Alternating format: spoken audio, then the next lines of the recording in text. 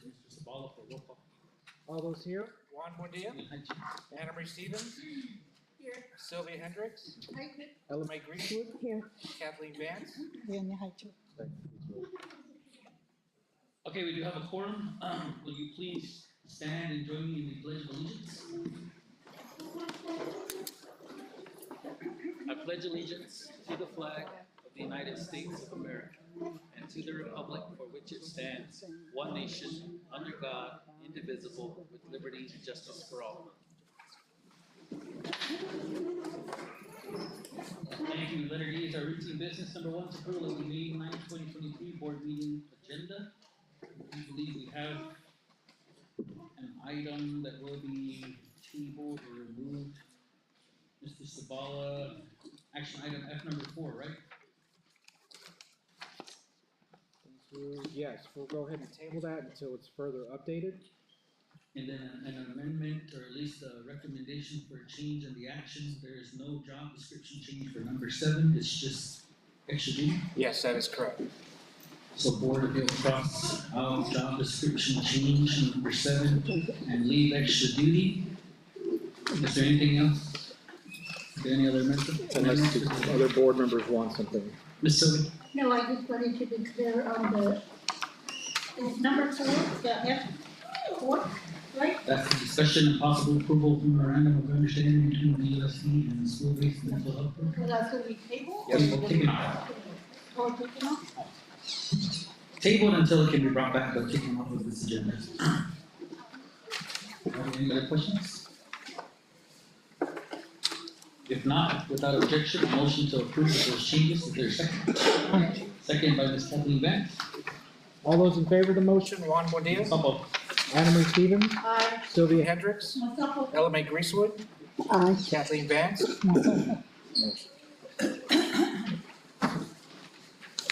Number 2, this evening is approval of the April 11, 2023 regular board meeting minutes. A motion to approve. Second. Second by Ms. Anna Marie Stevens. All those in favor of this motion, Juan Buendia, Support. Anna Marie Stevens, Aye. Sylvia Hendricks, Myself. Ella Mae Greenwood, Aye. Kathleen Vance. Motion carries. Number 3 this evening is our call to the audience. We have a handful of call the audience, sir. If you wouldn't mind, persons attending meetings of the governing board or addressing the board shall observe rules of propriety, decorum, and good conduct. Personal attacks upon board members, district staff, or students are not permitted. Discussion of confidential student matters is also prohibited. The president may terminate a speaker's privilege to address the governing board if, after being called to order, the speaker persists in improper conduct or remarks. Each speaker shall be allotted 3 minutes each. The first speaker tonight is Ms. Brenda Pablo, and the discussion is a senior trip. Right here, Ms. Pablo.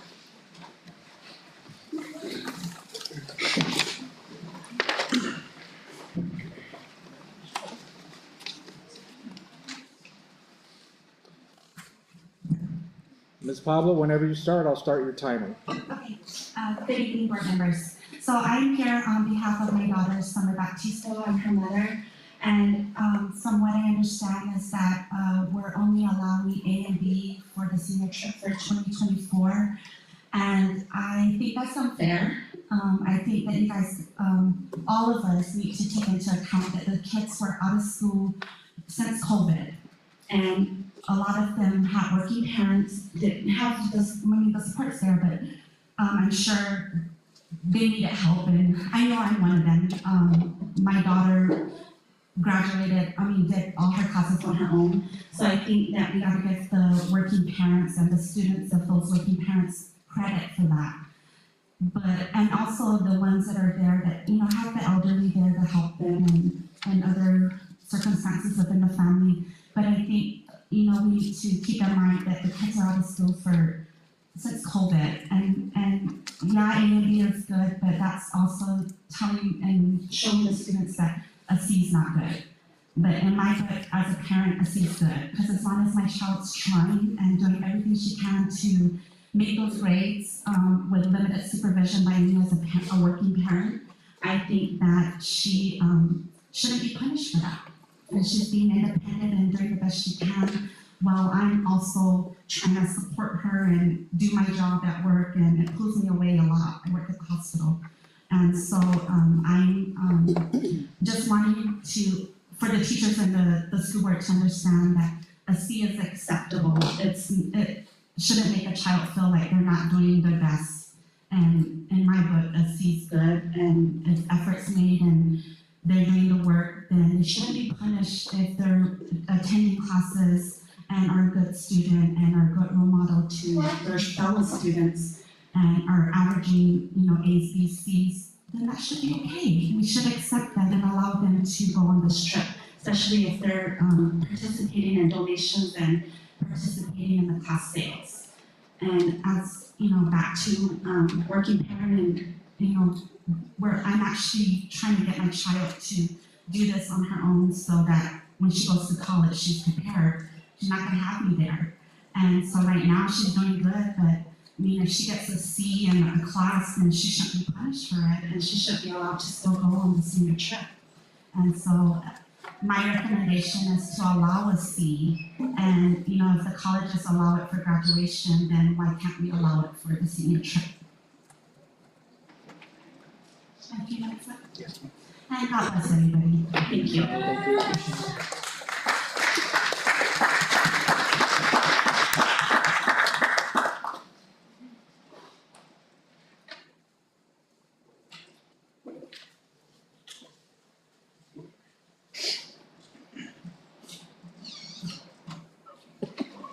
Mr. Ellerby, this is Mr. Swallow. You have 3 minutes to address the board. He is calling in or call the audience to request for letter to AZ State Board of Education. So whenever you start, sir, I'll go ahead and start your timer.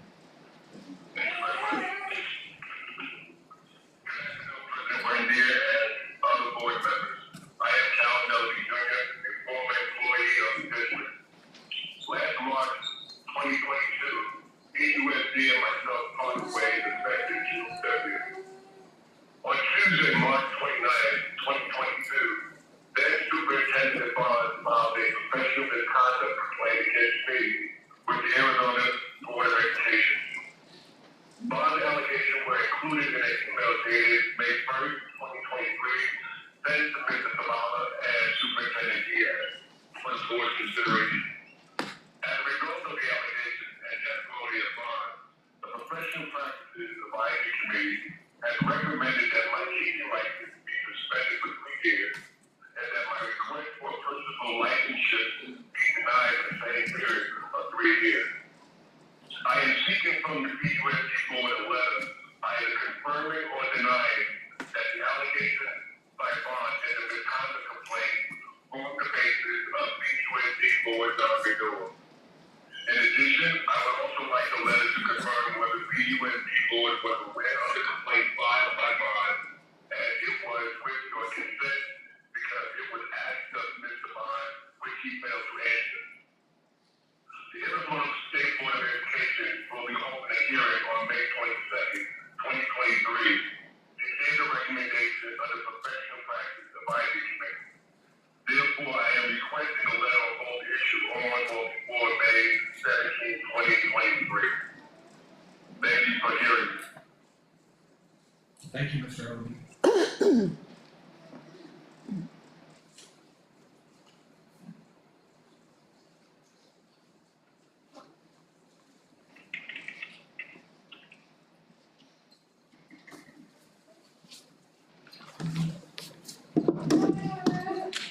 Next up, Miss Julie Jose. Did I get that one?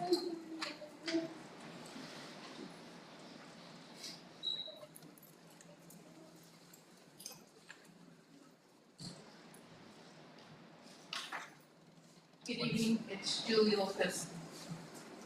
I'm here on behalf of the junior class. I was pretty upset when I was informed that, I don't know who initiated the C for these kids to go on this trip. This is not required, to my understanding. These students did this on their own. And I'm proud of them. This is a requirement among their peers. I don't think it was right that you guys decided to change that. You guys don't understand, you guys don't know the learning experience of some of these students. Some of them are barely making it with this C, especially because of 2 years of COVID that they had to do online. For myself, I can't do online. I've tried it. I've tried to further my education. I don't think that's fair to them. You guys don't sit there with them. You guys don't check up on them. You guys don't come to the school to see what their learning abilities are. I really think that was unfair to them. And you know what? You guys don't require this for anybody else to go on their senior trip, whether it be California, whether it be to Phoenix, wherever it is that they take their senior trips. You guys don't require that. You gotta give this junior class credit that they require this among their own peers. Nobody else. I've never seen this. I've never heard of this. And if this is what it's gonna be, then I would like to see you guys come and sit with these students and help them, tutor them, help them reach that B average. Because I really think it's truly unfair.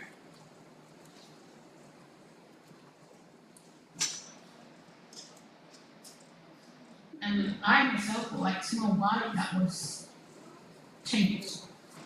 Why you felt that you had to move that to a B from a C. And I think that goes for a lot of them.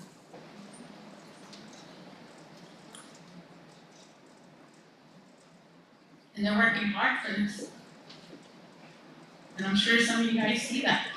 Us as their parents, we're supporting them. We're behind them. We could have easily said, no, that's too much. But no, we're right there behind them, we're supporting them. I really think that should be changed back to what they required. Unless that was something that you guys had required from the get-go, which wasn't. So I really think you guys are being unfair to them. Especially for those students that have that learning disability. You don't know what they're going through. Everybody's going through something. You don't know why they're carrying that C average throughout their school year. I don't know. I wish I could help a lot of them, but I can't. Thank I'm only one person.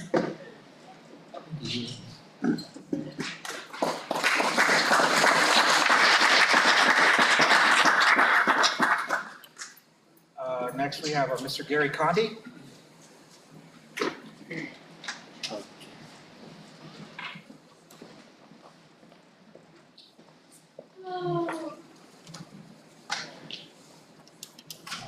Good evening, everybody. You can try to keep this as nice as you can, as nice as you want. But the bottom line is, a C average, a B average, whatever it is, no matter how you put it across the board, we can hire employees within our district that are, all they need is a GED to get in. But you're gonna require this from our students to be able to do something that at least they're doing something to make sure they get themselves a diploma, not a good enough diploma. And I don't know why this is an issue between the board here, and it's all of you. It's not just 1, 2, 3, it's all of you. Because you all have to come to an agreement with it, no matter what. You know, and then with all these kids that are here, there's a lot of students that have nobody to stand up for them, to speak for them. And I've said that before. And there's a lot of kids that get hurt out there, and they get their, if nobody were to speak up about this would just all get swept under the rug and nothing would ever be worried about. And that'd be it. But I'm glad that there are parents here that are gonna speak up. Maybe there are gonna be some students that are gonna speak up. But sometimes this has to stop with the school board. And it's, yes, in the beginning they say you have to watch what you say, but the board can say whatever they want. Staff members can say whatever they want, but these guys can't. There's unfairness in that, on that end too. But I think you really need to take into consideration about what you're requiring from these kids And if you're gonna do that, this whole system's gotta change. The whole system's gotta change on there, and I, all due respect, I hope you guys are able to hear it and not just say, oh, yeah, he's talking again, whatever it is. And you can truly say that we do need to change something. And we're adults enough to say we can change it instead of holding grudges against it. And just start bashing on the next person because they spoke up. And I hope that truly doesn't happen to any of these parents, to any of these kids. That's it.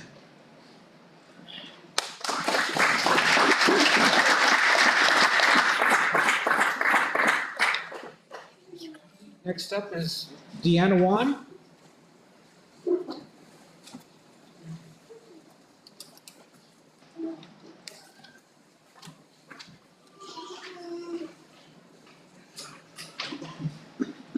Good evening.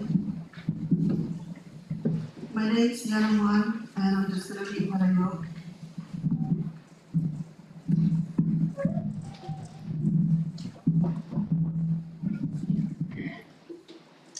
Dear Illinois School Board members, thank you for approving the senior class 2024 trip. However, I am disappointed in this board for putting a B average on seniors that want to participate. The class voted on their guidelines for this trip. In their list, it calls for a C average to allow other students the opportunity to accomplish this and take the trip. So my questions are, is this B average put on all past and current senior classes to participate in their trips? If not, can you explain why this was called on for this class? Was there consideration to inform the 2024 class parents? I understand we all want our children to be honor roll A students. Sometimes that will not happen, but they still graduate with a minimal D grade. If this is the case, I hope that the board also approves enough tutors and tutoring for next school year to help accomplish this B grade. These students have different learning abilities and should not be punished or made to feel bad about that. We all know that senior year is a stressful year, not just for the students, but for the parents as well. During the end of 8th grade for this class, COVID hit and shut down in-person school for approximately 2 years. Promotion was 15 minutes for each student to receive their certificate and a photo, and that class was 72 students. They missed out on a proper promotion. Freshman year was virtual and it was hard for my child. He basically failed that year. As for the teachers, from what my son goes through at times, he most likely will pass this year with a C average for the semester. He has had challenges and most teachers are not helpful. However, they do put on productive shows when they are observed, but once that observer leaves, they're back to their normal unkindness or whatever you want to call it. I'm not a regular at school board meetings, hoping and entrusting this board was one with open communication. Giving you all the benefit of the doubt, especially since a couple of you have a child that will be part of the senior class 2024. I'm very proud of this junior class, the parents and all that come together to support and help in ways that they can. This year's basketball team made history for this school, and most of those players were juniors. This class, as well as the 8th grade officers, have all been male students.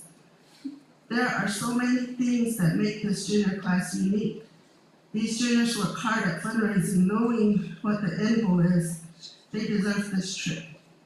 Lastly, if this is what you want to do to our seniors, then maybe the same could be done for the board. Only allow members with degrees to run for positions. Thank you.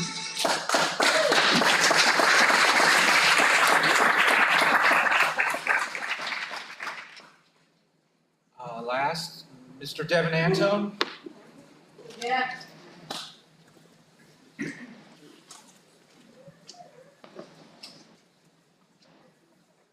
Good evening, school board. My name is David Anderson. I am the current junior class president, and I'm here to talk about why you guys changed what most parents already talked about as our C average to a B average for our senior class trip. I was disappointed when I heard about it. As they said, we came up with it on our own, and to get that denied and put to a higher grade level, it was really disappointing and showing that a C average isn't something to be proud of and be awarded for. Yes, it helps us to graduate, and if it can help us to graduate, then we should be rewarded with the senior scholarship with the C average. With the 4 years we put in of hard work and accomplishing our schoolwork and etc., family problems, everything. I was hoping that we had all our board support with it and approved it with whatever we came up, no matter if it was a minimum of a C average, but to get it back and say that it was denied and we had to push harder with already all the problems we have as students at Baboquivari, and with the, like they said, low support from our teachers. Yes, I see it as a student where teachers come in and you guys board members every now and then, yes, teachers observe to their best when you guys are there. But once you guys leave, it's back to a normal, like they said, normal minimum and whatever you want to call it, unhelpful.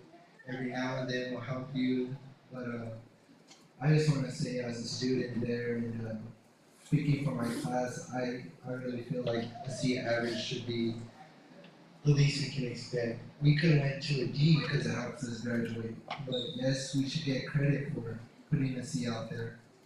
So my only question is why? Why do that to your own students, your future leaders, showing them that a C is not rewarded, right, and something to be proud of. That's all I gotta say. Thank you.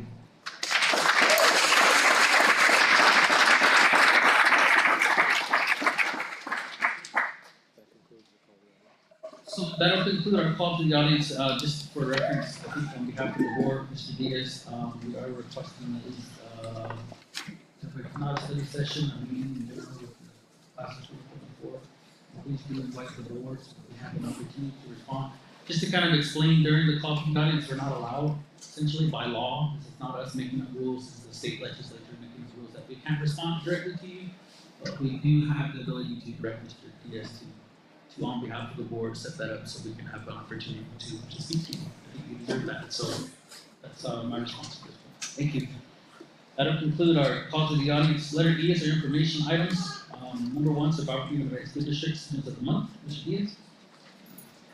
School Committee, Shamay Masman, Ayana Baboquivari Diaz. Thank you all of you for being here. It is one of our favorite time of the day as well. To be able to honor the students of the month. And at this point, may I please help me welcome our principal for the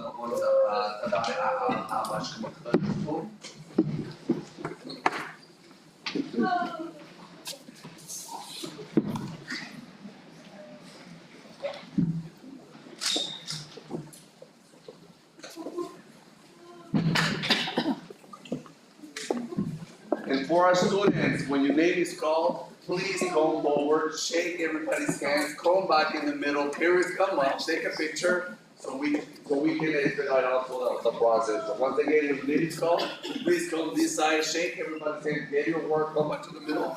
Let me know if you want a heart, a love, number 1, a tap, whatever you do. Having said that.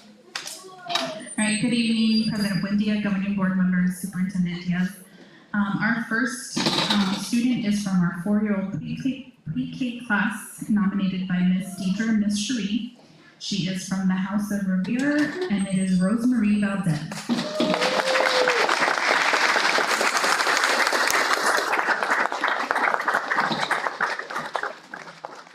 Rosemarie comes to class every day ready to learn. She is always willing to lend a helping hand. She is respectful, determined, a hard worker, and a great friend to her classmates. Rose is such a bright student and has shown growth since last year. There is no doubt that she is ready for kindergarten. Rosemarie wants to be a doctor when she grows up.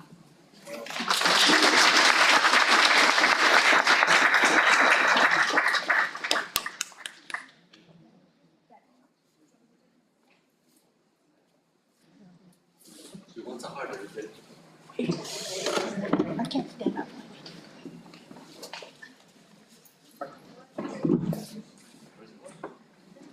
Thank you.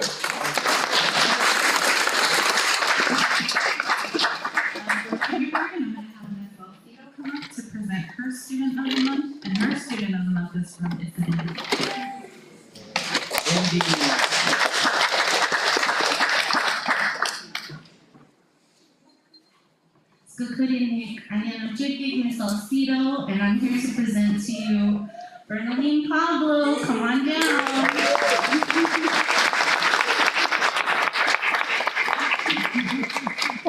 She's the house of Isabindi. There's a chant we say, who are we? And say, Isabindi.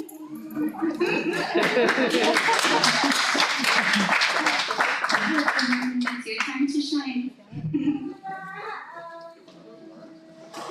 Bernaline is an honest, hardworking, and respectful person. She does her best and encourages others. I especially appreciate how she listens and is fully engaged in learning throughout the day. And that takes a lot of work. She is thoughtful and kind. She's not afraid to express her boundaries and ask questions in class. She is an incredible dancer and a coordinated little gymnast. We are always inspired by her ability to focus and work hard, but she also is playful and she has fun and she enjoys herself. Congratulations on being Student of the Month, Bernaline. We're super proud of you.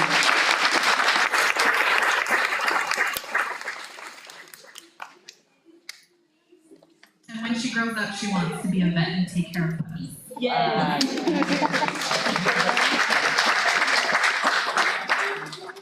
Our first grade student is Lily Garcia. She was nominated by Ms. Hernandez and also from the House of Revere.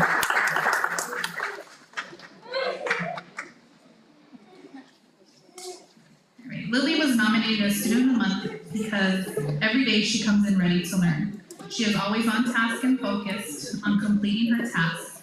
She definitely knows the classroom expectations. She is also very friendly and helpful with her classmates. Academically, she has made tremendous growth in reading and meeting her fluency goals. Ms. Hernandez is very proud of everything Lily has accomplished this school year. Thank you for all your hard work, Lily. When she grows up, she stated, quote, I want to be a police officer when I grow up just like my dad. Desiree and my dad are police officers, and I want to be just like them when I grow up. Congratulations, Lily.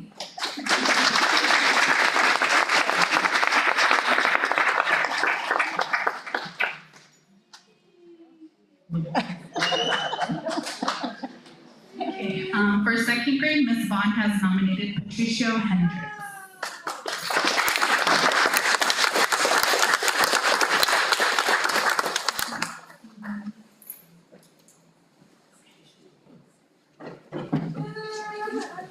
For third grade, Miss Holiday, also another Isabindi, Natalia Juan.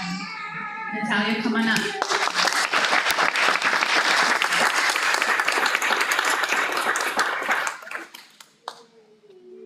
Natalia is a great listener, follows directions quickly, and is very respectful. She is great at staying on task and being prepared each day. She does her best in all the work she does. She's very creative in her writing and loves to read aloud to the class when given the opportunity. Ms. Holiday loves that she can count on her to help not only her and others around her. Keep working hard, Miss Natalia. She is very proud of all the work you have done this year. And when she wants to grow up, she wants to be a teacher.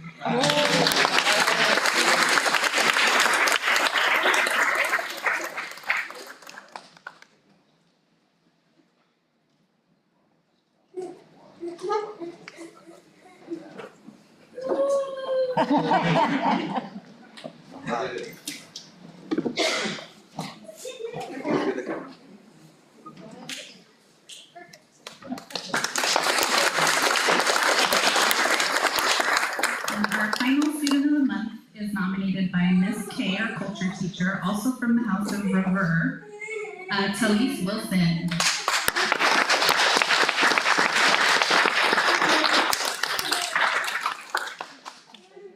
Talise has really taken learning the Anthem note seriously. She tries very hard.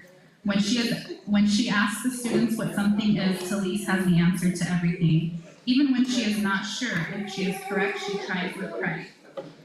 When she grows up, she wants to be a baker because her grandma always teaches her how to bake, or a veterinarian so she can help animals.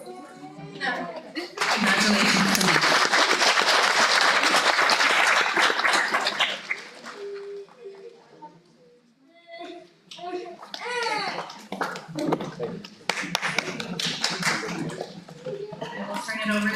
Principal Biggie Lewis.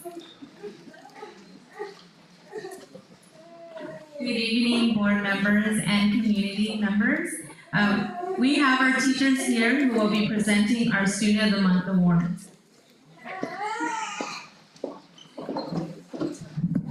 Skutash, Skukadini, Anya Judy, Animating Yonis, Gambo Anjuk Cebu, Philippines. Anya Hamas Chang, 4th grade, Wagiwag Aad Hamas Chamako. It is my honor to present to you the Student of the Month for April. Let's put our hands together for Ty and Tone.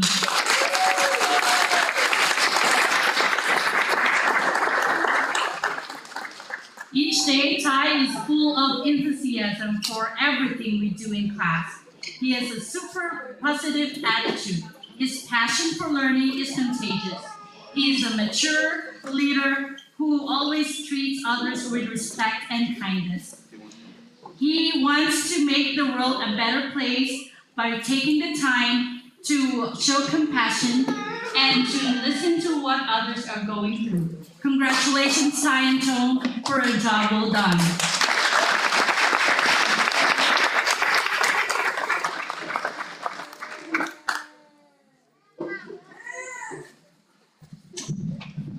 Ariana Jugi Alihua, favorite teacher. Our Student of the Month for April, please help me acknowledging Astria Hobbs.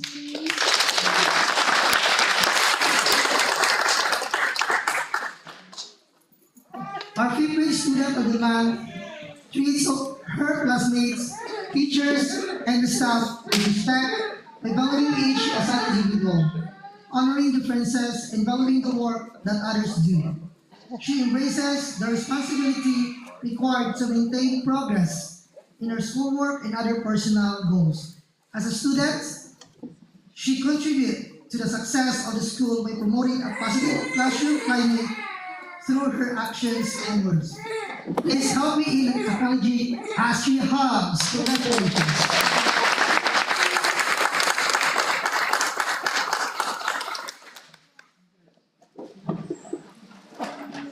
To our esteemed BUSD School Board headed by President Juan Rendia, to our Honorable Superintendent Mr. Ruben Diaz, and to the principals and guests who are here present in school community. Ania Abachigi Marquez Marquez, 6th grade teacher, Gumuang Tapas Turlock Philippines, Coach Iyakiyak Kopshuk Wawasit, Kopshuk Wawasit Chukshuk. I'm honored to present the Student of the Month for the 6th grade in April. He is a good listener and a humble student. He engages in all class activities, and he grows as the heart of Altab's students come. Moreover, he says he will make a world a better place by providing a home for the homeless. Give more to the charity. And lastly, give some bags to everyone to collect to the trash so that they can place it to the trash bin. Friends, join me in congratulating Verdugo Octavio Jr.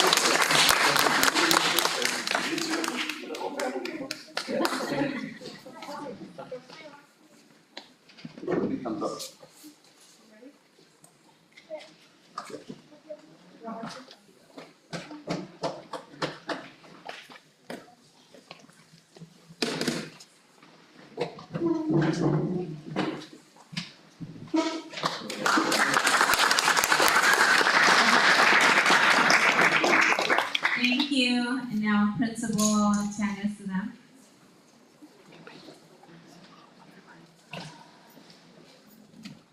Good evening, President Buendia, governing board members, Mr. Diaz, and community members. I would like permission to recognize our ASPA scholarship recipients because they have to leave by 6:30. So, all right. So first up, I'd like to call up Arshawn Bozo.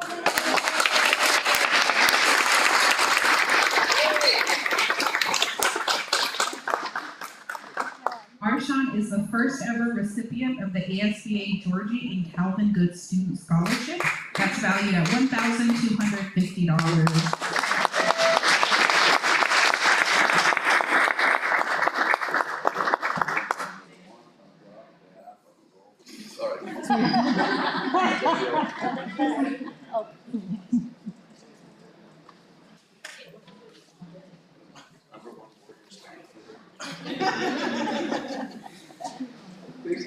They see what I'm saying? Alright, these.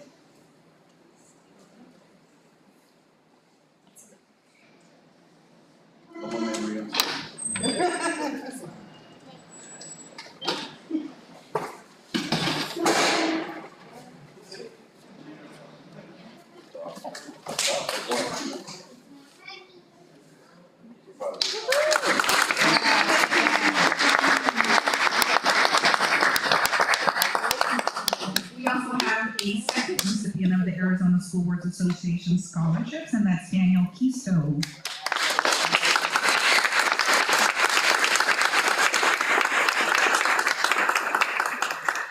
He is the recipient of the Hispanic Native American Indian Caucus Panfilo H. Contreras Scholarship, also valued at $1,250. Congratulations.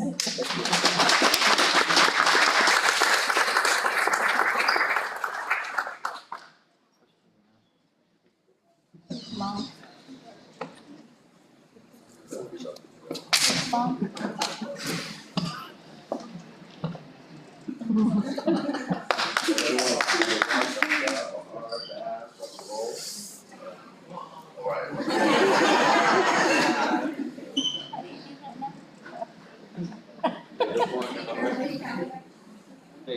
Like that? From the family. Oh. Family, come on. Family, you're part of the success, you're part of the celebration.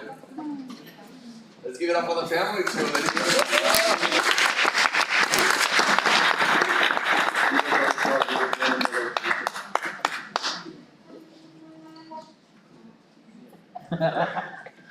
We can do this. We got this. Hold your breath. Stand, rock and roll.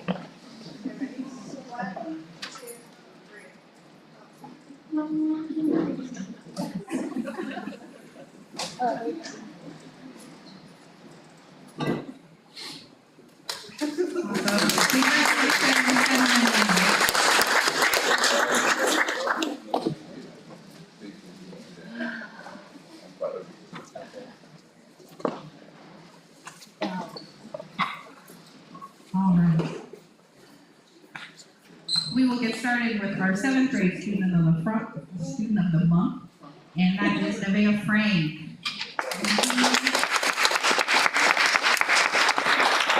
Nevaeh Frank is April student of the month for 7th grade. She is the daughter of Darylene Clark and Lars Frank. Her home village is in Cells. Her favorite class is math with Mr. Carlos, and her favorite teachers are Ms. Clovia Martin and Mr. Enriquez. Nevaeh is a musician and loves to rock out on the electric bass in the BSC Cougar Wida Band. After graduating from Baboquivari High School, she plans on going to college at UCLA. She plans to study Italian and Russian to become an interpreter or a lawyer. One person that she greatly admires is her friend Dean. She respects Dean because he always keeps up with his work, helps others with their problems, and helps out with homework too. Congratulations, Nevaeh.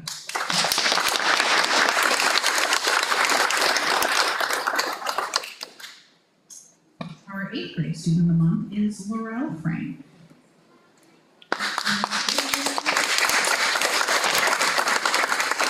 She is also the daughter of Darylene Clark and Lars Frank from Cells District. Her favorite class is math with Mr. Jones. She doesn't have a favorite teacher because she enjoys all her teachers equally. After she graduates from Baboquivari High School, she plans on going to college. Which college she will attend is still under exploration. She plans on studying engineering and becoming a successful professional. One person that she greatly admires is her mother because she pushes her to always be her best at anything and everything. Congratulations, Laurel.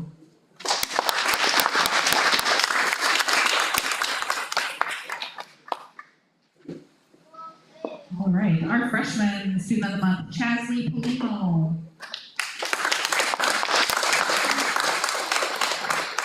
Chasley's guardians are Jeanette Francisco and Shani Polino. His home village is Komobabi in Shukdoak District. He is a proud member of the Future Farmers of America.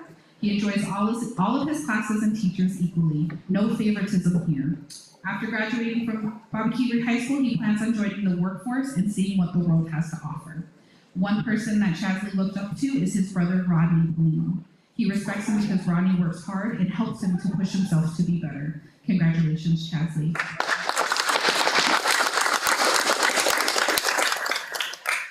Our sophomore student of the month is Nathaniel Garcia.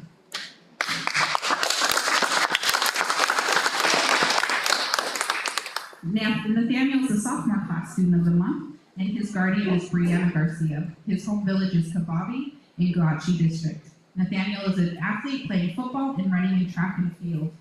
His track and field events are running the 100 meter, 200 meter, and the 4x100 meter relay, and the 4x400 meter relay.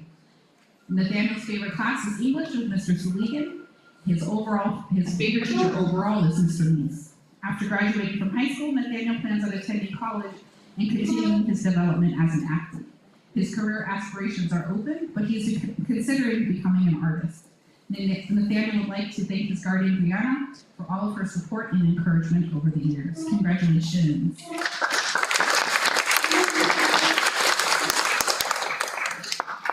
And our junior class student of the month is Zachary Antone.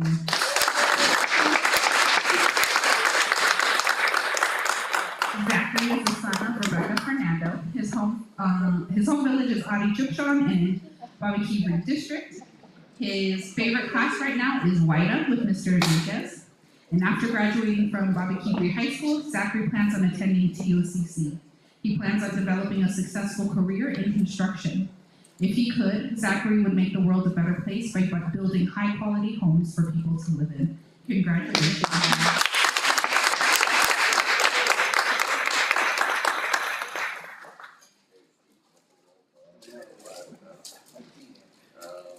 Let's see, we're gonna do thumbs up. Wait, you're the star, you need to be in the middle. There you go.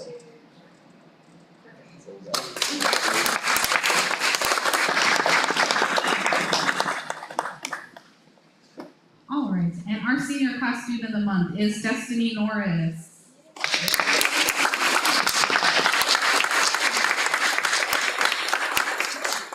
Destiny is the daughter of Lavina Lopez and Dwayne Norris. Her home village is in Stells.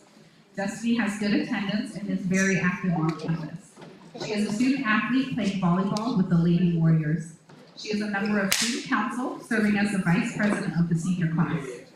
Destiny's favorite class is photography with Ms. Lopez. After graduation this spring, she is open to attending college.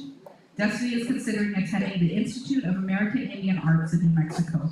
Her first career goal is to become an artist.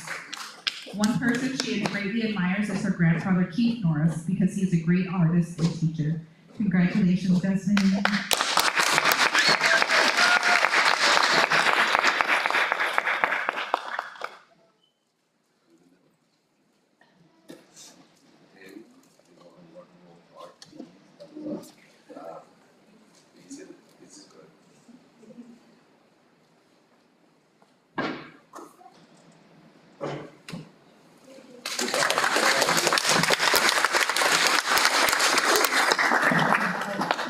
All right, I will hand it off to Principal Fox from Baboquivari Accelerated Campus.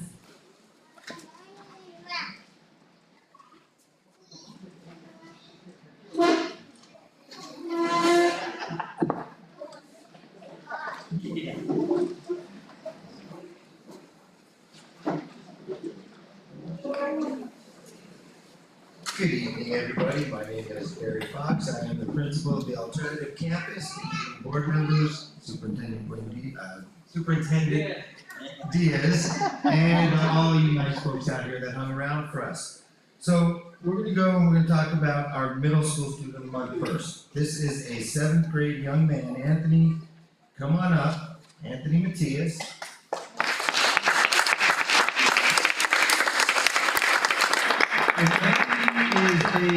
He's a great student. It goes without saying, that's why he's here, but he's a true learner. He takes part in everything that has to do with using his brain, from Scrabble to chess to teaching himself Russian. One day I was sitting there and he's on the computer and he's working so hard, and I said, Anthony, what are you working on? It doesn't look like ingenuity. And he answered me in Russian. So I said, great, let's see if ingenuity has Russian. It doesn't, we put an email in, we're trying to get it for him. Wonderful young man, he makes me so proud to be a part of our campus. Anthony Matias.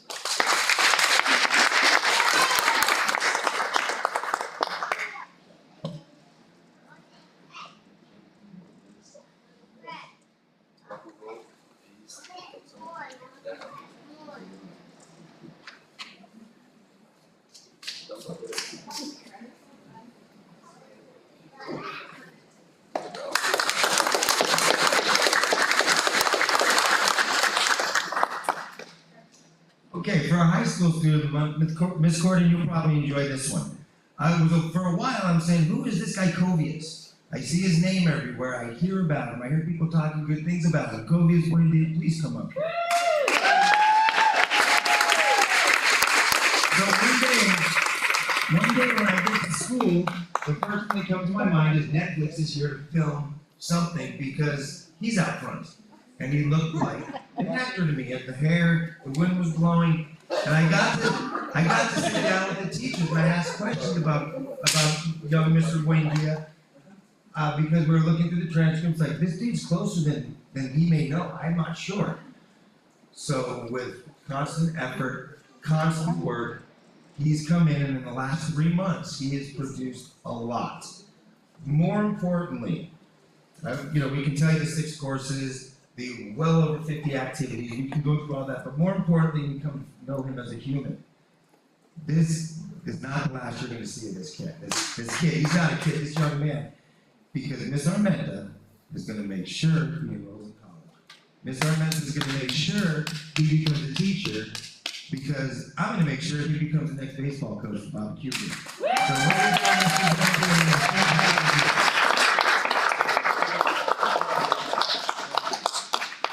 Heck of a family man, too.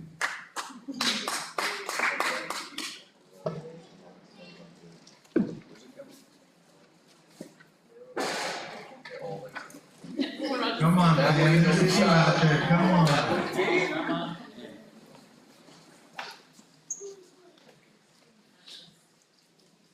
Everybody.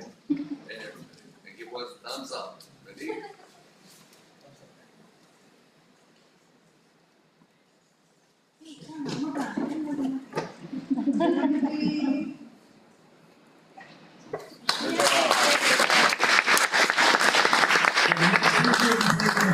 It will be a graduation, so hope you guys turn out for that. It'll be a great time. Thank you very much.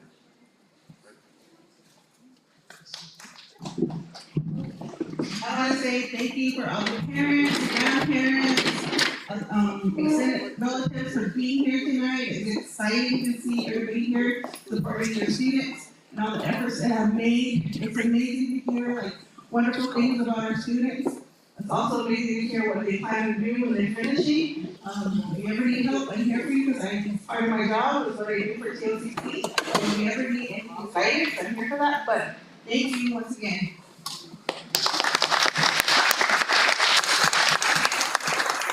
Board, we'll go ahead and take a 10-minute break and then allow any pictures and anything else to continue.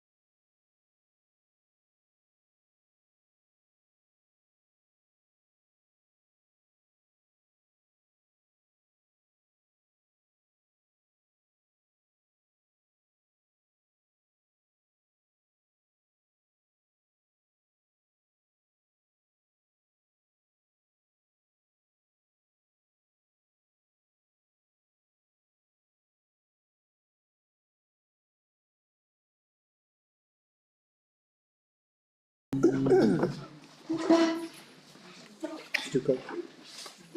However, I have a request to the board to suspend the rules and move number 3 before the student council report, out of respect for our, first responders who do need to be recognized and be on their way in case anything. Okay, does anybody want to second the, I'll second that.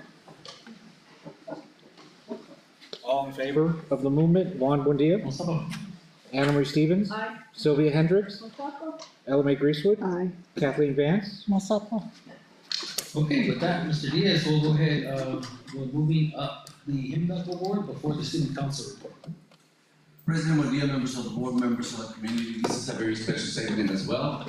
We do have this opportunity of this segment to acknowledge people that go above and beyond to supporting Baboquivari, or also putting Baboquivari on the map based on the behaviors and actions and commitment to our community. May I please have Ms. Miguel Lewis to share the first, again, the award.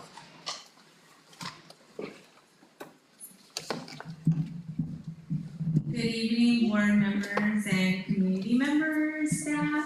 So we wanted to give a HIMDOG award to the Thonoptum Fire Department. We would like to nominate the Thonoptum Fire Department for always helping us out at the intermediate campus. They are always at hand when we request assistance from reading to our students, assisting our 5th graders on the aid drops to fire drills. Our students are older, which has never stopped them or hesitated to come to our campus. Instead, they are creative in making their visit fun. The fire department truly has shown their dedication to always making our students feel special by being one of our sisters, our brothers, through the Baboquivari system. We also have, I think, Caitlin Manuel, who is the Bindi House, and we have a Amistad. Who's the Amistad? Most importantly, helping us feel safe by making sure we do our fire drills correctly. They were also the first department to be placed in a Baboquivari with pride. They helped us cheer for our students before they were placed into a house. When asked if they had any supplies that they could give our intermediate staff for Teacher Appreciation Week, they did better by supplying all BUSD teachers lunch on Thursday. So thank you to the Thonoptum Fire Department.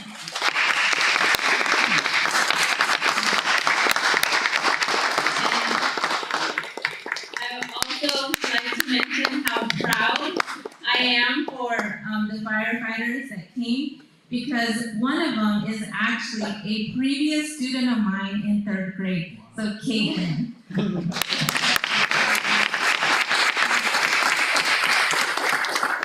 So we have an award. We will be giving you a plaque. The plaque wasn't ready in time, so we will be sending over the plaque to the fire department. So if you would like to stand up here so we can take a picture.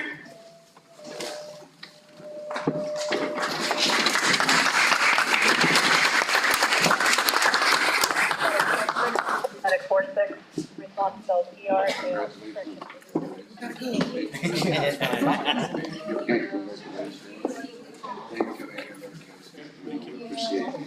Thank you.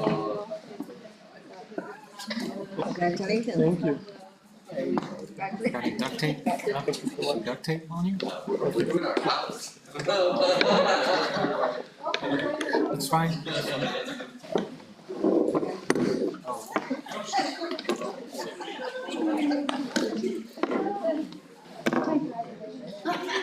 Everybody in your house. What's your house? It's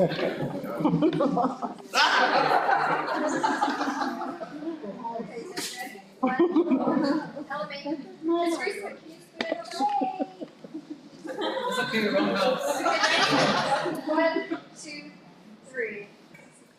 Nice.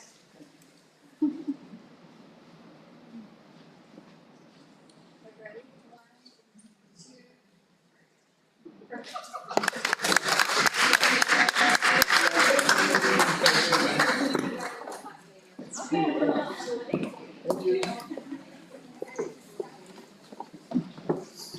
If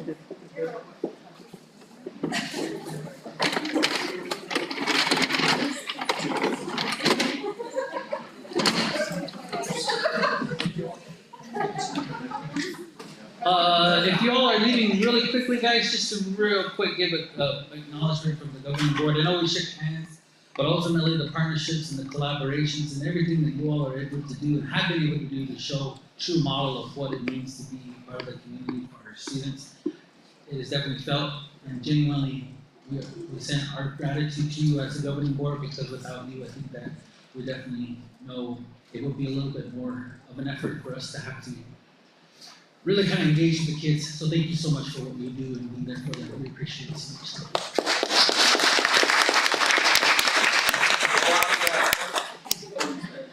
Be safe.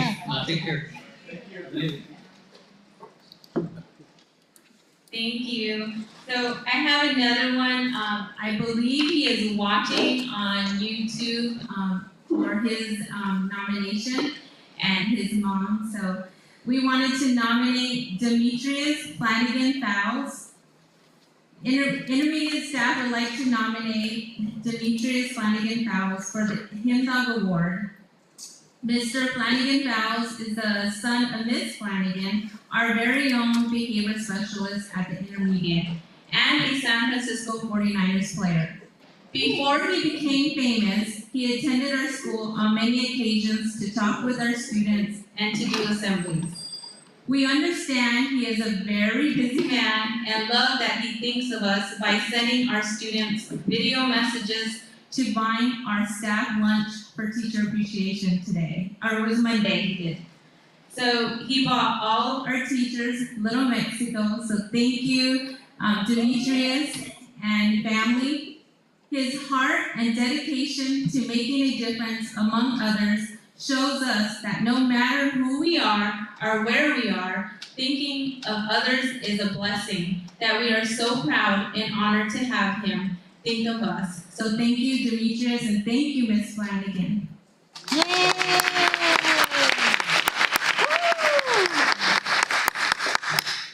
So my next nomination, Intermediate Campus would like to nominate Sorello Flores for the Hymn Dog Award.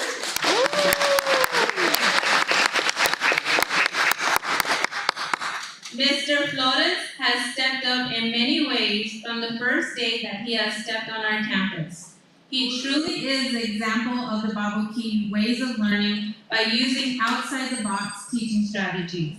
Every time we leave his classroom, it feels like we just left a concert with academic accomplishments through the music and students taking over the learning in the classroom. Mr. Flores is also a leader among his colleagues.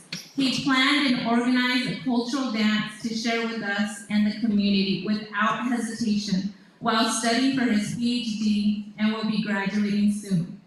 Mr. Flores, thank you for everything you do and making sure to acknowledge every student and staff on their accomplishments and celebrations.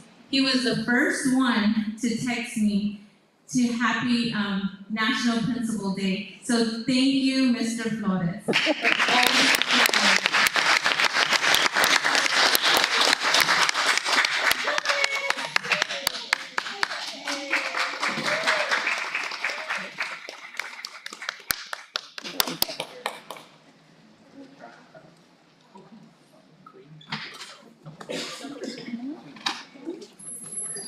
We're coming. Congratulations, sir. We're coming.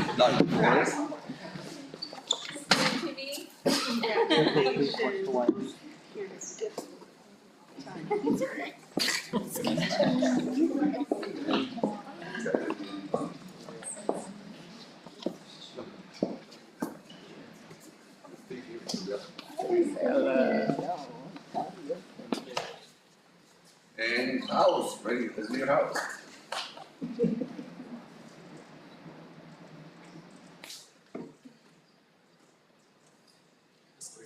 We're proud of you, sir. Stay in there.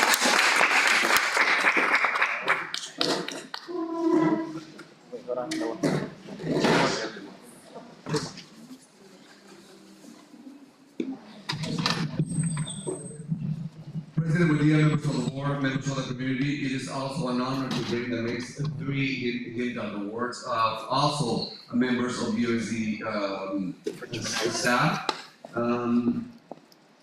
Baboquivari High School District has established a students in need interventions that they will grow 20%, 10%, and 6% based on their master levels. In addition, BUSD has also established that 80% of the students will score 70% or higher. During the 2022-2023 academic year, BUSD offered after-school tutoring and credit recovery under the supervision of Chinjere Olumba and Dr. Rosalie. Many of our teachers have demonstrated a commitment by supporting students after school, also on Saturdays. For the month of May, I would like to nominate 3 tutors whose students have blossomed and demonstrated exponential growth. The first 2 tutors that I would like to bring to everyone's attention is Ms. Armenta and Ms. Long. Between both teachers, the students completed 41 courses, also resulting in 3 students graduating this year.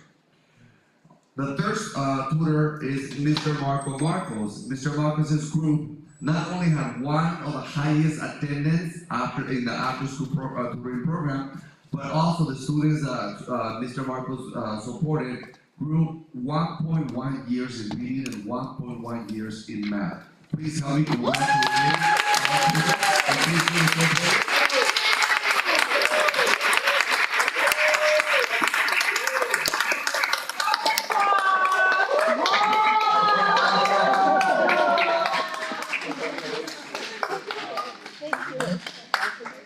Thank you very much for your help.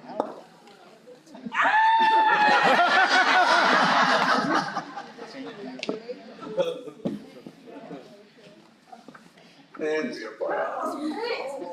please turn around for the picture, and we're gonna do houses again. No, I said houses.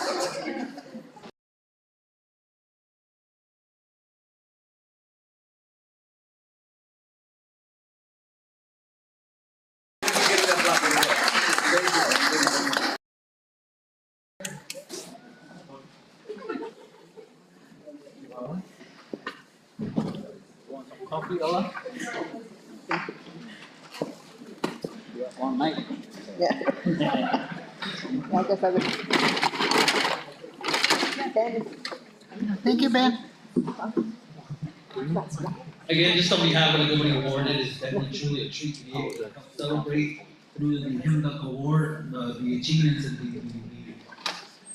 I think the goal again that I feel like is absolutely part of the overall team that we are seeing flourish. So thank you so much for everything that you do. That is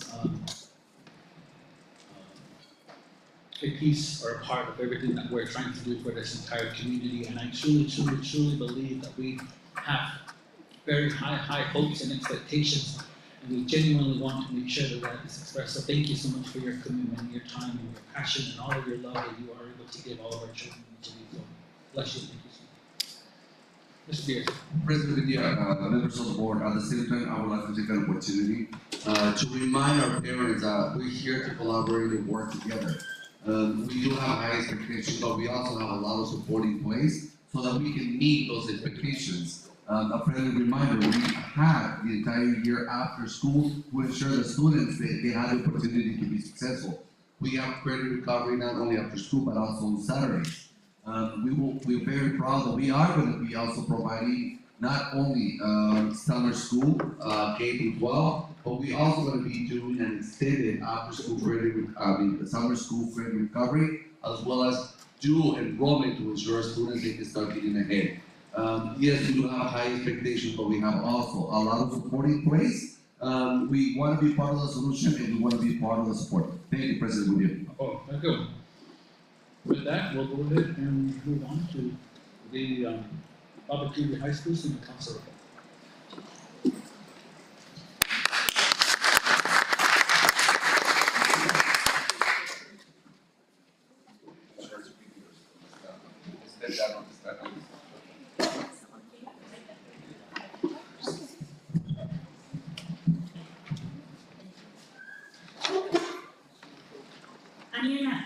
Joey Andrews. Good evening. Thank you, school board members and Mr. Diaz, for having us here again.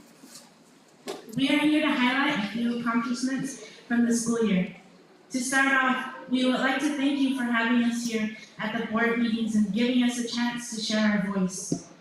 This has given us an opportunity to practice our public speaking and leadership skills that we use and will continue to use to better serve our community.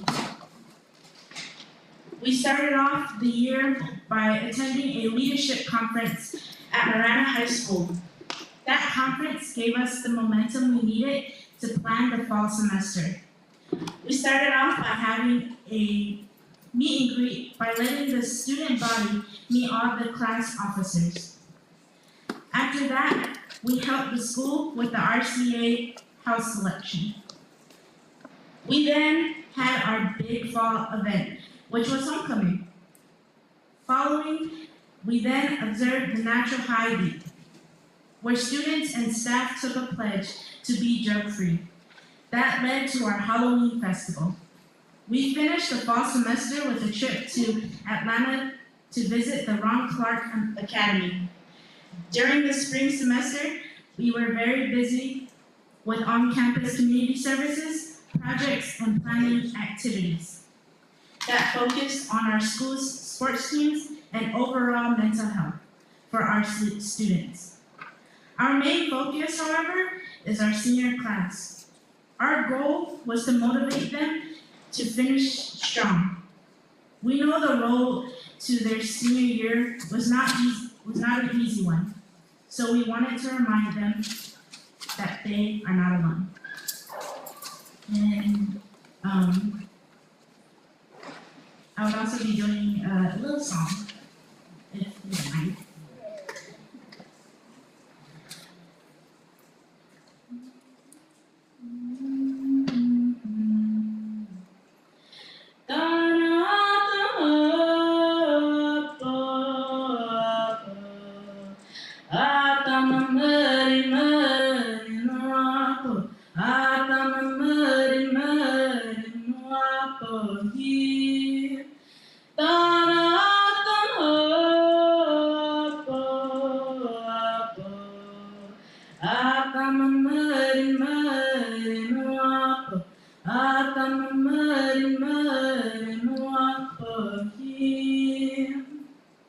Thank you.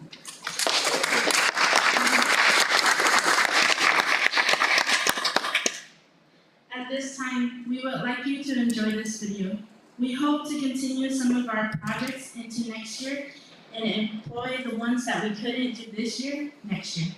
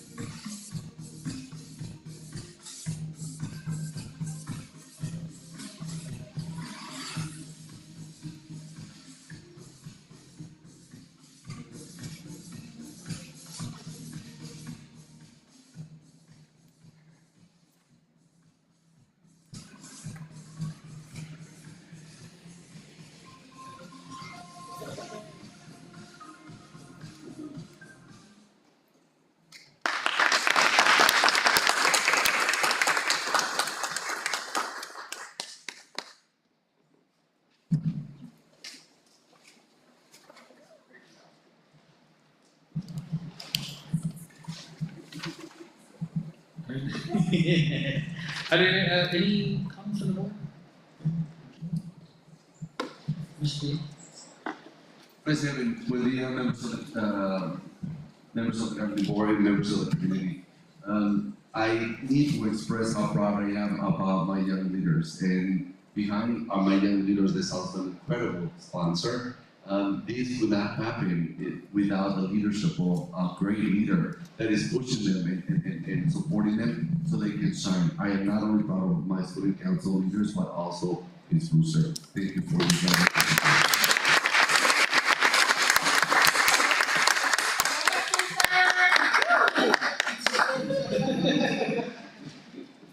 It truly shows how great the kids are actually really being encouraged. And so thank you, thank you all for being true models for these excellent children, our excellent kids. Governing board, anything you want to say?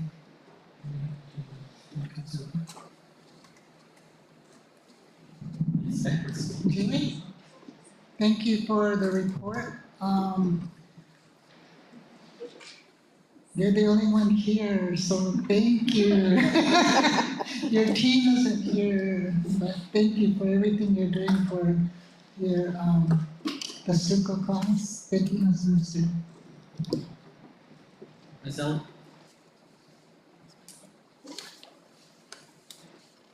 Thank you. You have a beautiful voice. Your voice. I love your singing. It's beautiful. Yes, I see a lot of interaction there at the high school, and I've been there a couple of times, and was at one of the classrooms, and everybody was having a good time. We had lunch with them, so, and I admire all the students there. Thank you. Susan? Thank you for your report. I enjoyed your song and your video. I also wanted to express that, I went with you to the legislative,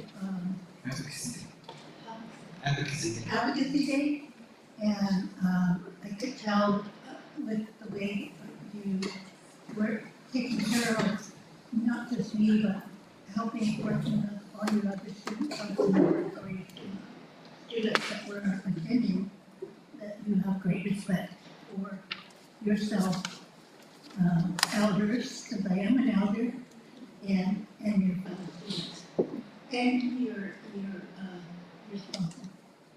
Thank you. Thank you, Ms. Booster. Can you hear?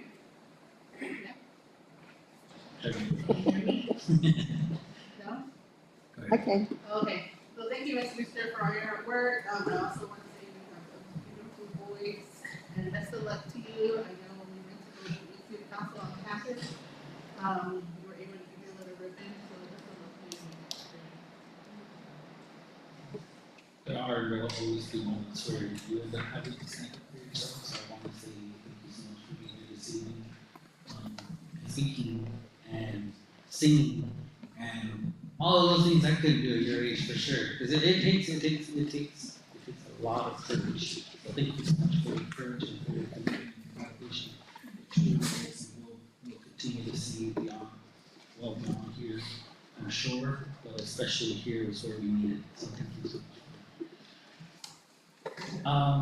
Okay, for our crime. We'll go ahead and move on to number 4, which is our elementary and secondary school emergency relief fund presentation.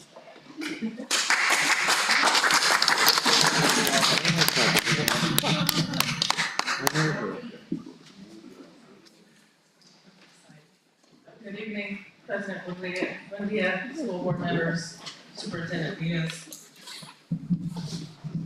Go ahead and sing. Yes. Now for the exciting part, our ESSER 101. All right, next slide, please. All right, what exactly is ESSER? It's the Elementary and Secondary School Emergency Relief Fund. This was federal funding for education during the COVID-19 pandemic. And while we always just say ESSER, it actually was 3 different grants, 1, 2, and 3. And spending ESSER, you would basically have to ask 3 questions. Are you preparing for COVID-19, preventing COVID-19, or responding to COVID-19. So all the dollars that we spend, that has to be our justification. Next slide, please. All right, so what is the difference? We have 3 different ESSER bills. ESSER 1 was passed in March of 2020, and it ended in September of 22. It was very highly flexible. I'll get to what we kind of spent it on later, but there weren't a lot of restrictions as far as ESSER 1. And then ESSER 2 came around in December of 2020 when it was passed by the federal government, and it ends this September, 9/30/23. It was also very highly flexible. It did have a few more restrictions from the Education Department.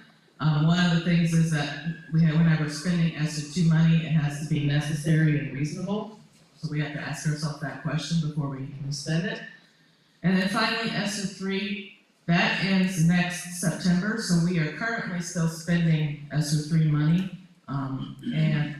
ESSER 3 is the most restrictive of the 3 bills, and it requires a 20% set aside for addressing math and ELA learning loss. And so we have to make sure we always, at the end, all the money that we spend, we have to meet that 20%. All right, next slide. Okay, so how much did we get? So ESSER 1, the first bill we got was $950,000.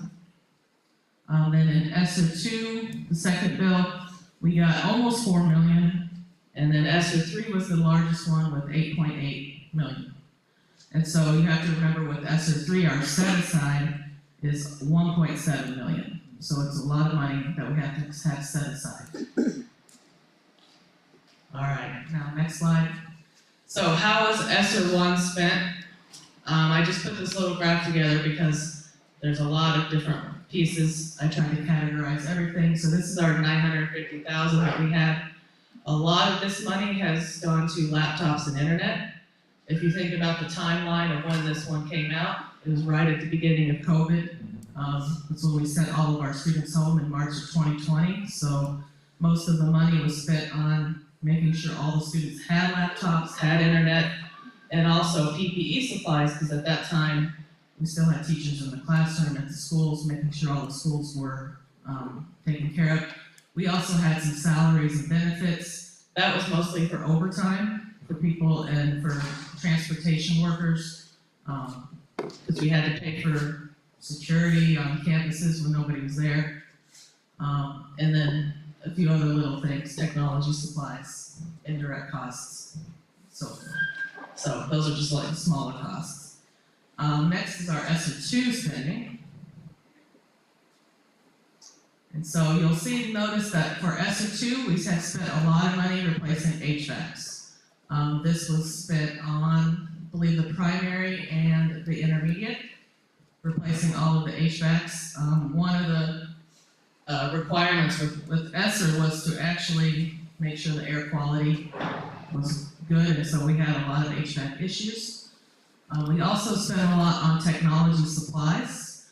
So all of this beautiful equipment that was paid for by ESSER in the classrooms too. Again, we also spent more money on PPE and laptops and internet.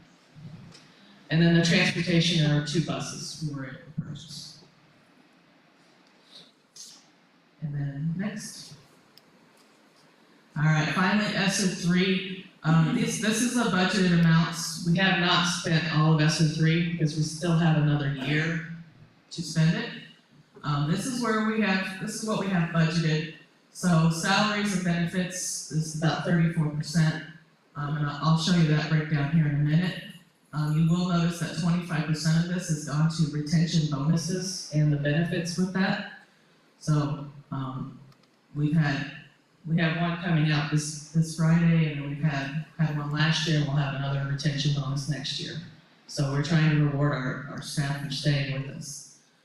Professional development and travel, those are both about 3% of the total ESSER 3. The majority of that is Ron Park Academy. The HVACs that came out of ESSER 3, these HVACs were for the teacher housing. So all the teacher housing had new AC units. We have bought more laptops and more internet, so we've continued to replace laptops and continue to pay for internet for students through the whole COVID-19 pandemic.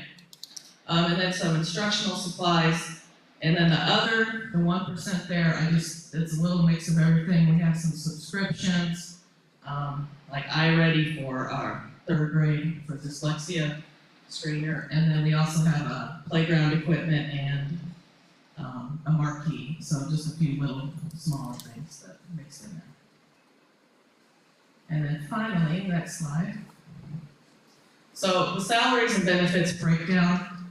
This is where it is right now. This is actually going to be kind of shifting some. So this is salaries plus benefits. So this is a salary plus a 30% and then also over 3 years.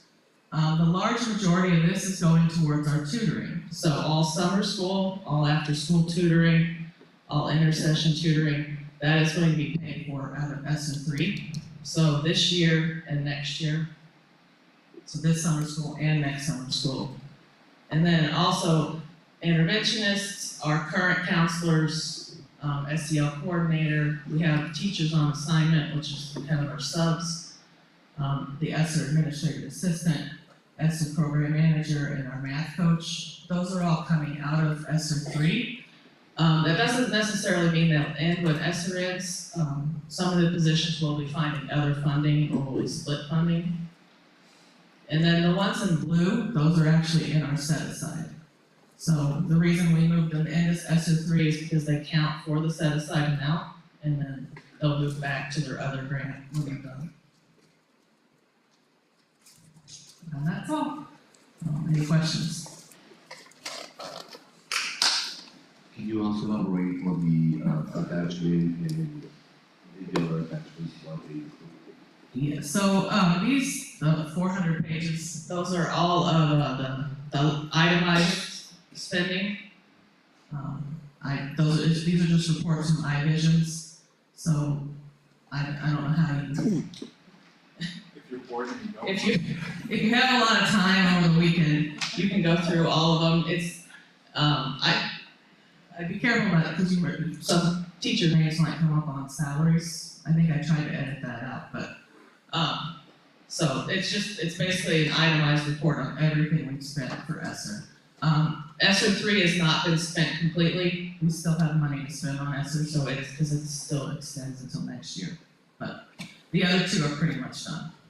Well, ESSER 1 is done. It's been completed and sent off. And then ESSER 2 finishes this September.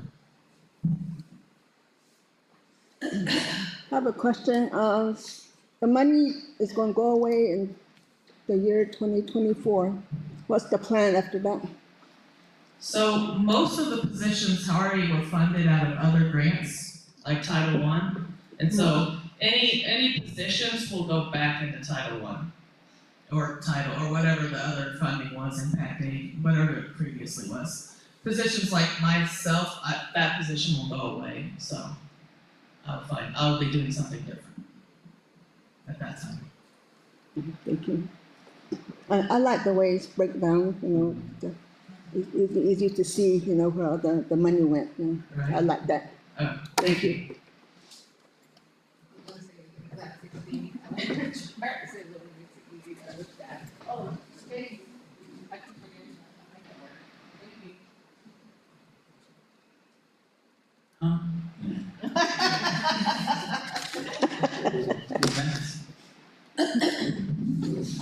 Just thank you for the report, and it does have a lot of detail, and I know that you should have all that detail. So for me, it's good, perfect. I mean, the accountability in there. Thank you.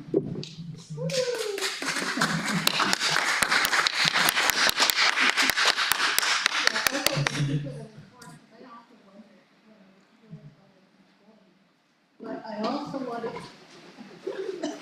I also was wondering, so this budget, the 8,855,000, is that all in the graph that you've given, that's all budgeted in there, or is there some remaining? It's all budgeted, we analyze it at the end of the fiscal year to see if, because like certain positions, if we don't hire them, or if they leave, then we can analyze it and move things around. But ESSER 3 is harder because we have a 20% set aside, and so if, we have to make sure we always have that there, and it has to be spent on specific things. Is that, set aside in a different budget line item, or is it in that budget? It's in the same, it's all in the same grant, yeah. Yeah. So we just have to keep track of it, basically. It would be, but that's ADE, so. We talk about easy, that's not the. And then is this all these, as a, what you also put part of the, what do you call it, when they come check our budgets and everything.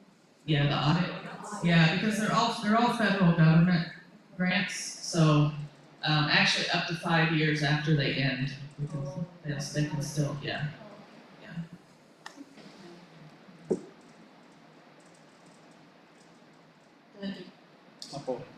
It's a question I was thinking, and I can't place it. I don't. The only thing that I know that the community, I think, as far as the response from the community was to be able to see what you displayed here, which I'm grateful for, because I think it absolutely does give us a good standpoint when it comes to where to go, right there. But as far as the any, I guess if we spend it, I guess it's come September 30th, 2022, if we spend it. Yeah. That's pretty much. Yeah. ESSER 3 hasn't been spent yet, but I have it all budgeted so that it is spent by the time we're done. So. I just want to make sure that Yeah. we're putting it to use. And we let's go back to where. Oh yeah. Don't worry. All right.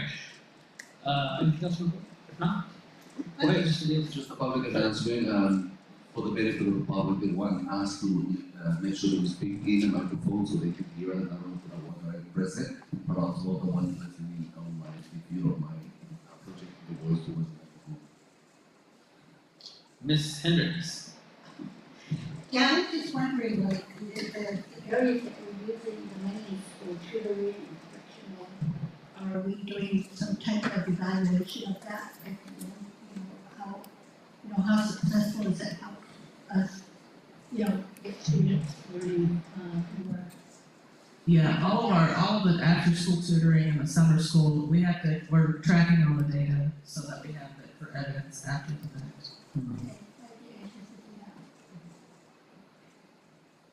Ms. Elway. Were any of the, those that expired, were you able to carry over? No, there's no carryover, Had to so, be spent? yeah, we have to make sure it's all spent. Ms. Hendricks. I really. Oh. Becky. Oh. Thank you.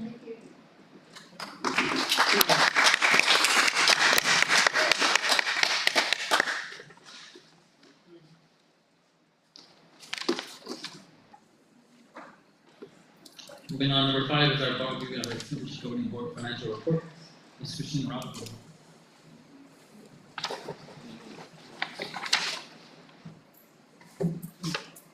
Hello again. Good evening, President Bonilla, board members, Superintendent Mr. Diaz. I am presenting first I'll do the student activity report. So if Erin, if you could just post the account balances. Top. Oh, it was the top. It was right on top. I hope that I added the lines so that it could be a little bit easier, because I don't know if it's kind of, when it's just on plain white background, I don't know if it's easy to see across, so please let me know if that's distracting, I can change it back. And I wanted to try and go in order of of the clubs that we have listed on the report. So attached, you find the fiscal year 23 student activity auxiliary balances through April 30th, 2023. The student activities account had deposits totaling $14,201 and disbursements totaling $3,401.52. The elementary student council had receipts totaling $3,109 from teacher lunch sales and cookie dough sales. The high school student council had a disbursement of $465.29 for payment of an Amazon order. Class of 23 received a donation of $7,008 from the Desert Diamond Casino for the senior class trip, and a payment of $421.60 went to an Amazon order. Class of 24 had receipts totaling $3,610 for prom. Alright, it's not scrolling. There we go. Back on track. Sorry. Class of 24 had receipts totaling $3,610 for prom ticket sales, concession sales, and catering for Baboquivari district office. They also had disbursements of $650 to pay for the Papago Warrior Band for prom. And the class of 25 received $192 from baseball concession sales. Class of 26 received $282 from baseball concession sales. The girls' basketball had a disbursement of $588, and the boys' basketball team had a disbursement of $763 for payment of an invoice to TA Sports Apparel LLC for shooting shirts. Finally, the 8th grade promo account had a disbursement of $514.03 to pay for an Amazon order. The ending balance on April 30th, 2023 for the student activities account was $104,485.58. Now down below at the student activity or student auxiliary portion, student auxiliary had deposits totaling $1,913.84 to the elementary from Scholastic Book Fair sales. The high school had a disbursement totaling $4,378.03 for 3 BSN sports invoices. The ending balance on April 30th, 2023 for student auxiliary was $3,447.23. Do I have any question on student activity or auxiliary?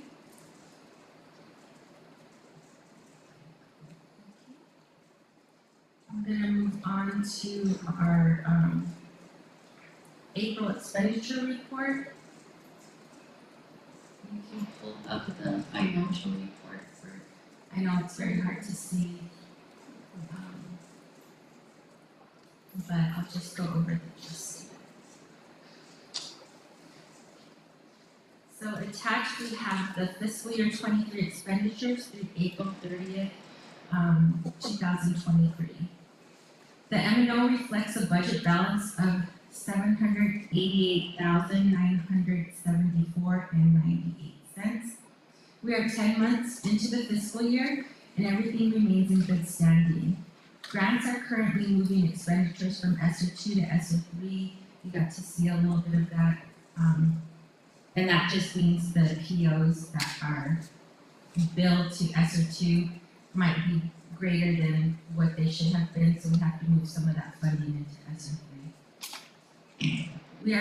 We are expecting another deposit from E-rate, and ITCA and teacher housing expenditures are moved into impact aid as payments are made depending on the fund balance. Overall, we have a 46.47% or $18,860,724.46 budget balance excluding encumbrances. And we have received $23,001,050 $1,053.13 so far in revenues from all funds excluding Fund 580, student activities, and 850 for student activities and 855 for insurance funds. Do I have any questions on the April budget?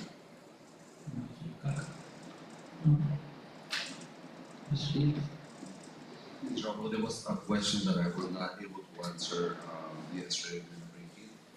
Can you take me back to the first page of these documents? There was a specific line item. The question was, Into the mic, sir. thank you for hearing, right? The Inter-Tribal Council of Arizona, the ITCA, if you don't mind elaborating on that one, I was not able, one thing I have not knowledge about the line item. Sure. So this grant,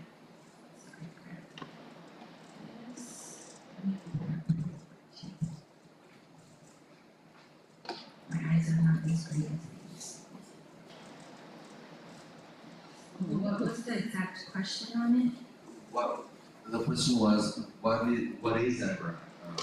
And it also shows negative. I'm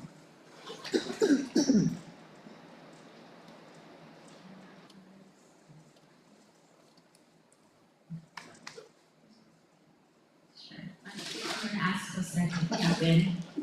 So the Intertribal Council of Arizona, an ITCA grant, was a grant that we received about a little over 5 years ago. And it,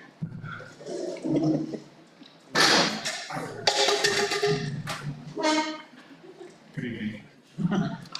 So the ITCA grant was a grant that we received about 5 years ago. And any leftover money was deposited in there, and we've used that account pretty much, given it over to Aggie and her group so that she can go ahead and spend it for any of the kids. The other thing is there's a little bit more money in there, so we try to allocate. So what you're seeing is a budgeted amount. So it may be looking as it's negative, but at the end, by the time we start cleaning up, it will zero out. So no need to worry about it being negative. I think it was zero. There's no money in No.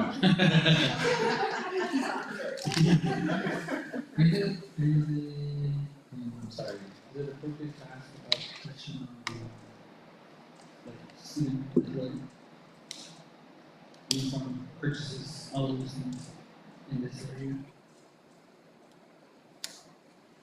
Can you reiterate the question and I believe last meeting, there was questions on how we get, whether it's a budget or purchasing for all the student athletics, the teams, softball, basketball, or Rose in particular, because I think there was a concern.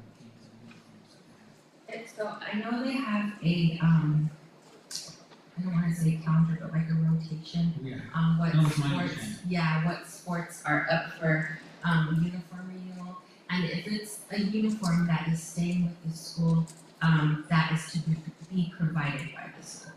So if we don't have money in auxiliary, to cover that, then the school does have to take over. And usually that comes out of impact data, historically what it's been. So, and I think the athletic director, keeps track of the rotation calendar. Okay. So, I mean, if you would like information on that, rotation calendar on what, who is up and what years we've bought, or I think there was a holdup during COVID because there wasn't any sports activities. So I don't know exactly what happened, you know, if we picked up where we left off, on that, but I can get more information to provide to you guys. Please, that would be great.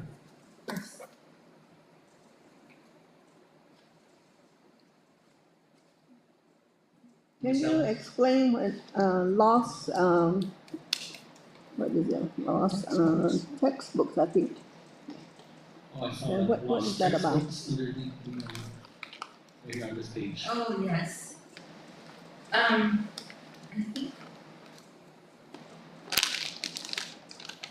know we change names on our fundings sometimes, and I don't know if that was maybe a grant that we had in the past that is still, and I'm looking to him, says sorry because he knows the historic on that.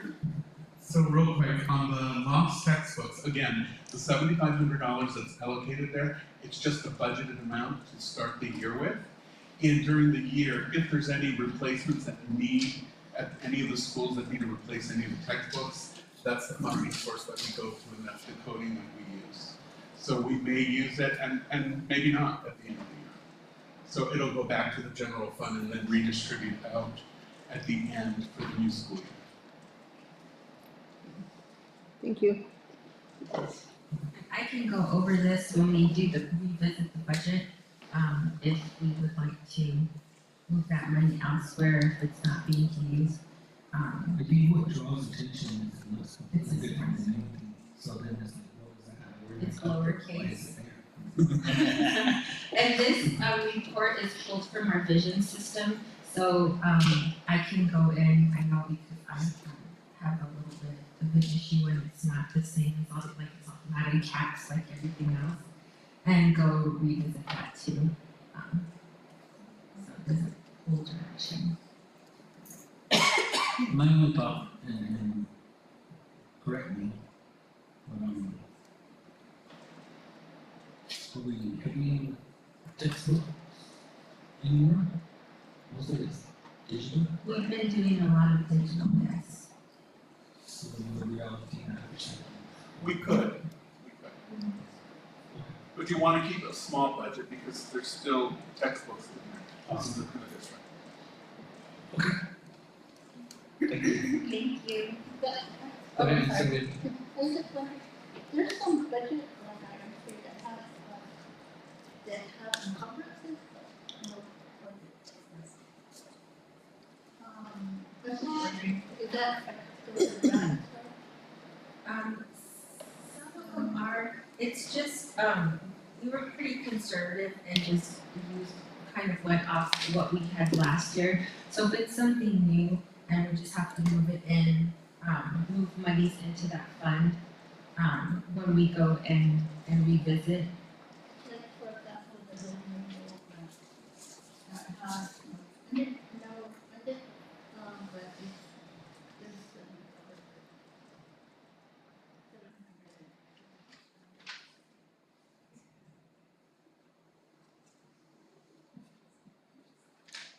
Also too, if we have put in for new, we get new grants or new, budgeting sources, money coming in, and we have to create a new line item for it, that also gets created, and if we haven't gotten, you know, we have POs in the system for it, but the money has not hit the county yet, and it's coming, sometimes we have those allocated out too, you can see them on our screen. But it doesn't have a budget balance yet until that revenue does come in. And it's listed on our books and the county's books. what you're informed that it is coming. Yes. And the amount. Yeah. Mm-hmm. Oh, okay, I see what you mean. Yes. And obviously, we can't pay anything out of it until we do have that money at the county because they won't let anything through that doesn't have funding. Yeah, so we usually have a backup that we send to the county, with that deposit that's coming, and then they let us know once they have it in, and they have recorded it on their end as a deposit permit, and then we enter it on our end, so, that's when we reconcile with the county, make sure everything balances. When do you pay out all of the, like the 301 or 300 retention? So we set our calendar, our payroll calendar, so that our staff was informed of when these payments were coming, because I know, in the past, being in payroll before, we didn't have, you know, we had to wait on information for 301 monies to be paid out. All the staff or all the teachers had to be evaluated And then we needed to get the information from the superintendent, so we didn't know exactly when those were gonna be paid out. This year, however, we set these dates, so now we have deadlines that they have to be met by, and so that payroll isn't just waiting by, waiting to put these monies in, because we know that our teachers, are budgeting, because they're not paid throughout the whole year, just because of when school ends and when school starts. There might be a little bit of lag between payment, so we like to let them know when to expect these extra checks, so that they can budget for the summer. And so this year, we have our retention stipend is being paid out this week. And then we try to make it in between regular payrolls, obviously for the amount of work that it is for payroll to have it done, but also so that they can have checks in, a check coming, in between a regular paycheck. So, and that's typically at the end of the year because they need to be evaluated and placed in the correct category of payment. And so typically, it's after the school year has been completed that you see the 301 money payment come out. Towards the end of May, beginning of June. I think it's the first week of June this year. Ella?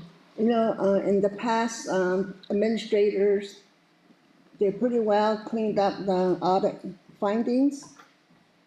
Are there any findings now?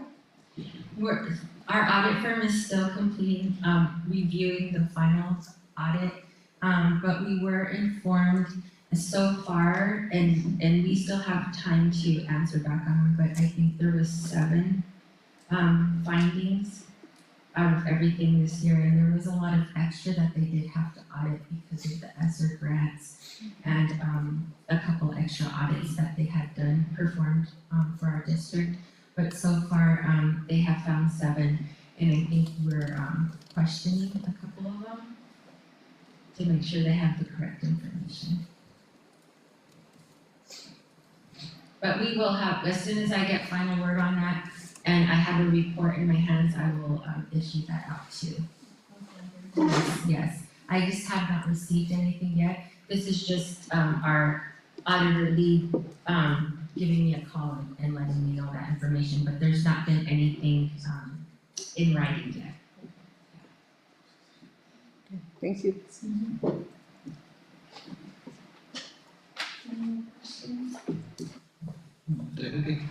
Okay. Okay, thank you. Number 6 is our Baboquivari leadership principles.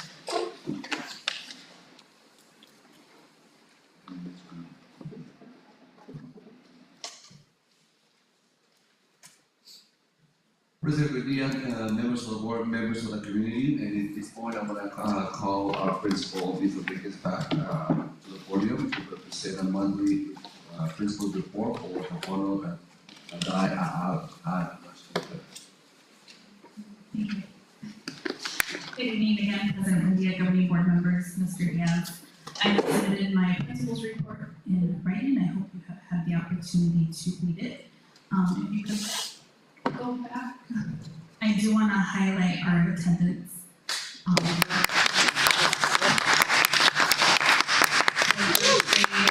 Third grade, they took on the challenge and increased it into the 90 percentile. Third grade has maintained that since last month, so we made sure to acknowledge that, and they were really excited about their attendance.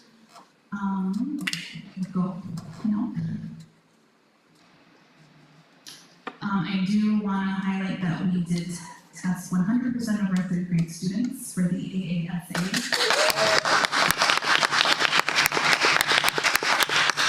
We did begin testing our kinder students for reading roots. We typically do that at the end of the year to place them for first grade. If you could please scroll up. We did have, down. If you see there, MND means mastering not determined, and that just means that some of those students need additional support with, they have their sounds, but they're struggling with blending and putting those words together. We had quite a few kids placed in R3 and up. Our goal is to get them into an R2 when they start first grade. So to see that many kids placed, we do want to highlight one student in kinder placed in a second grade reading class.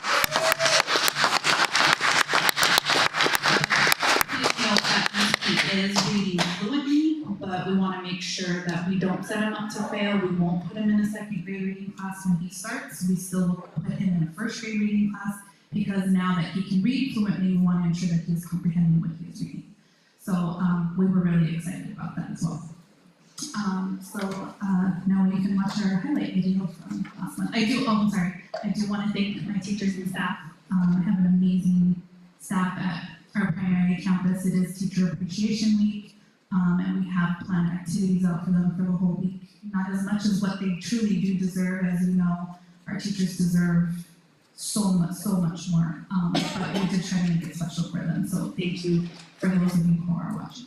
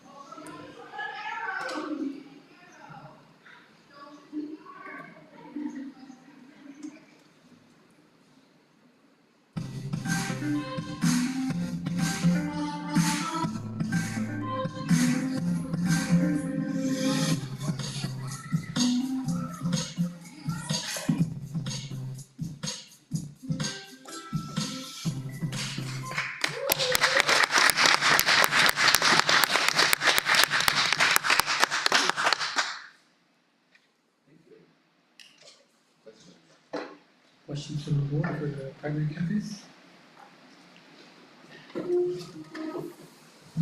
I don't have any questions. I just want to say thank you for everything that you're doing. And I really like that. I know Ella is always talking about attendance, so Ella, you should get up and yell, yeah!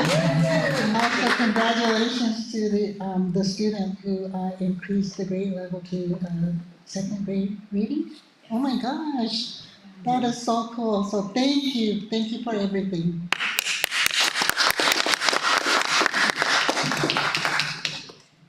Thank you, Ms. Rodriguez.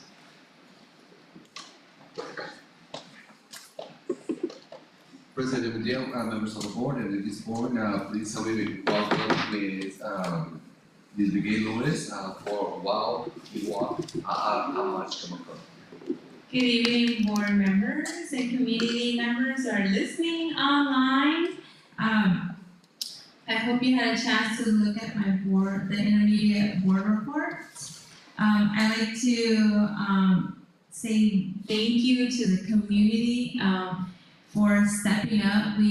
Every person that walks in our door at the intermediate, we always find some way of trying to bring them into our community at the intermediate and ways of how they can be involved and how they can come into the classrooms as well as helping our teachers.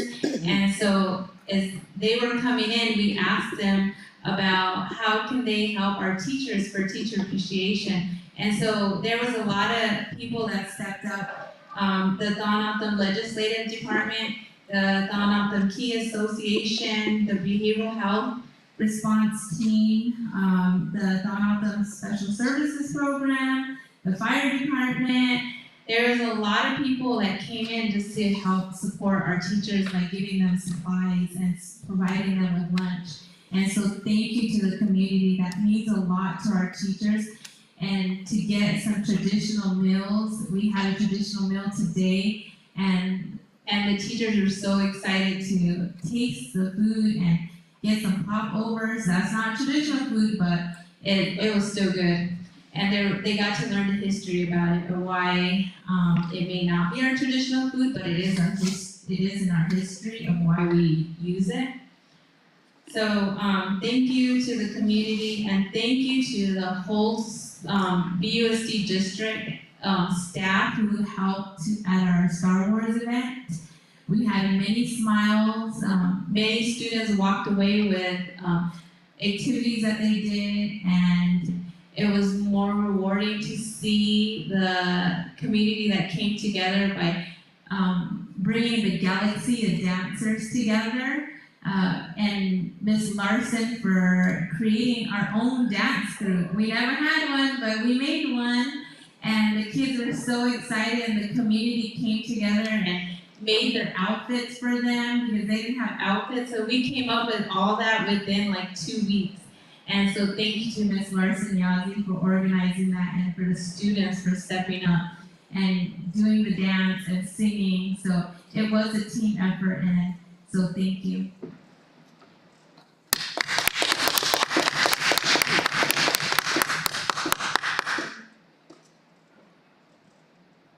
Mr. Henry, if you don't mind, I'll play the video highlighting April's highlights for the intermediate.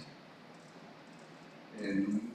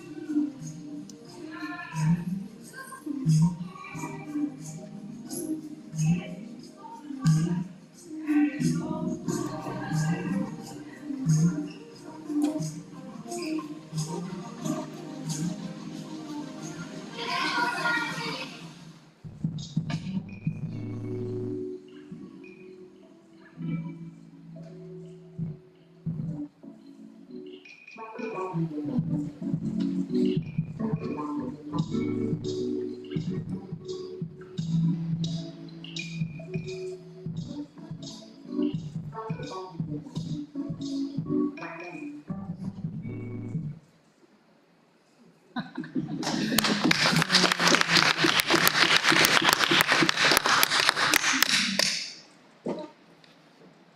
there any questions for the I don't have any questions, but I want to make a comment. The attendance, I really like that. And Ella. Yeah. Ella, you gotta get up and show. Yeah, I'm proud of the fourth graders and fifth graders.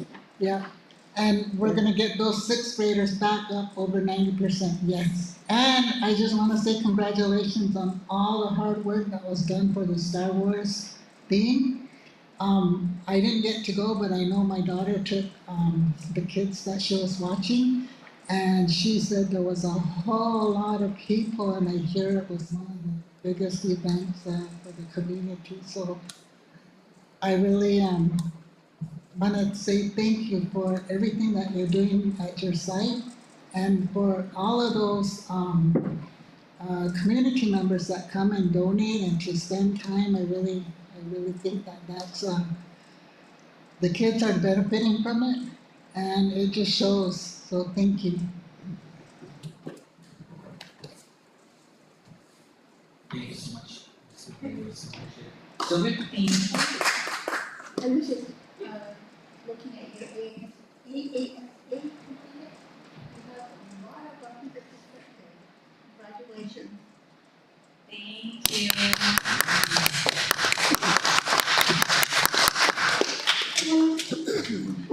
Mr. Diaz? I would like to also give a shout out. The event also brought a couple of members of the community, but also from other districts.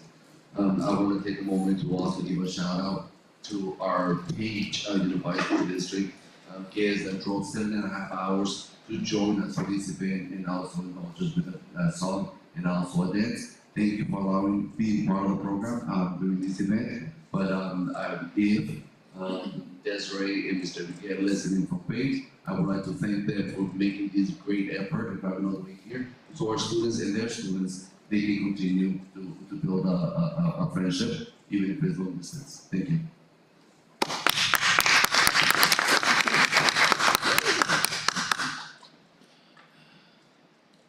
And President Rubio, at this point, I would like to welcome Ms. Sudam, our principal. And this is the one that gives me the hardest challenge to pronounce, but I'm going to give it a shot. Give it a shot again. While Giwak Sharam Saram Ad Mashkam Saram Ad Saram Ud Mashkam Mamshkam. Okay. Good evening again, President Buendia, governing board members, Mr. Diaz. I did submit my report in writing. I do hope you have a chance to read it. Just a few of the highlights. One of the things that Mr. Enos had wanted to share with you all was the donation of Ocotillo to the Children's Shrine renewal that happens every 4 years. And we started that 4 years ago with that donation, and the plan is to continue to do that for every 4 years.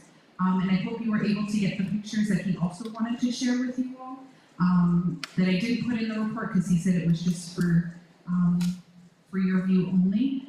And so I'd like to thank the young men that helped with that, and Mr. Enos, for taking the time to contribute to the community in this way. And so I know one of the plans, because the renewal just happened, is when we do the culture tour for our new teachers, one of the places that is on the agenda is to stop at the Children's Shrine. So you may get to see some of their donations in person if you do join.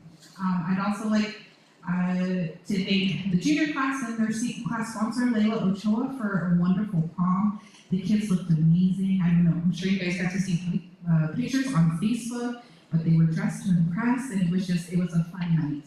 I also want to recognize Waylon Martin and the Cooper baseball team for going undefeated this season. And the Sonora Desert League champions. And also shout out to Coach Valdez and the softball team for a great season as well. And I think that's it. Also,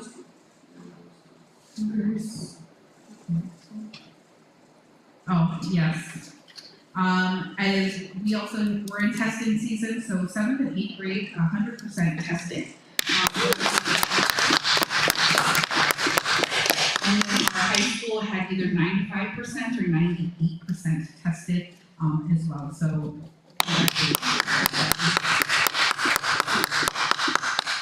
and Ms. Vance going to attendance, Ms. Reesewood. Their attendance this month, 90, I'm trying to scroll down on my report, 90.78%.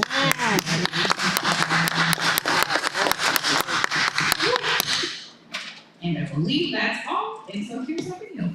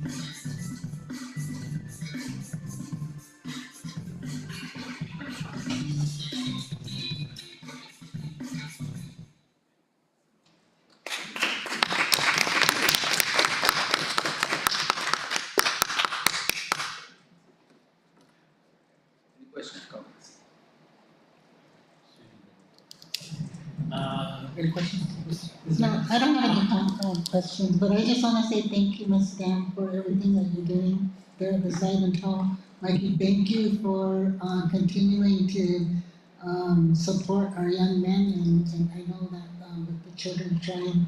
It was only for the young men to do that. So I'm glad that they have somebody to guide them and to continue to guide them, and that we keep doing this as long as possible. Thank you. Also, the recipients of the awards, the scholarship, I want to really say thank you to the staff at the school for everything that they've done to help those young men to be successful and to receive those awards. And thank you. And I couldn't remember, there's the attendance, right? Is there? Yes, Ella.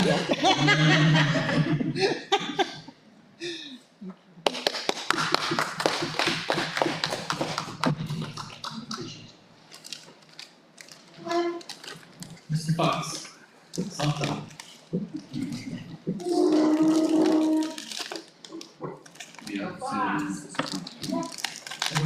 Good evening, President Wendy, board members, Superintendent Diaz, thanks for having me up again. Before we get to any of this happened last week, it doesn't count really for April, but I don't want it to wait till June. Mr. Alvarez has had a really successful Mesa experience this semester with us, and they had a culminating event at the GCU just last week, and we have a Student of the Year in the Mesa program named Isabel Garcia.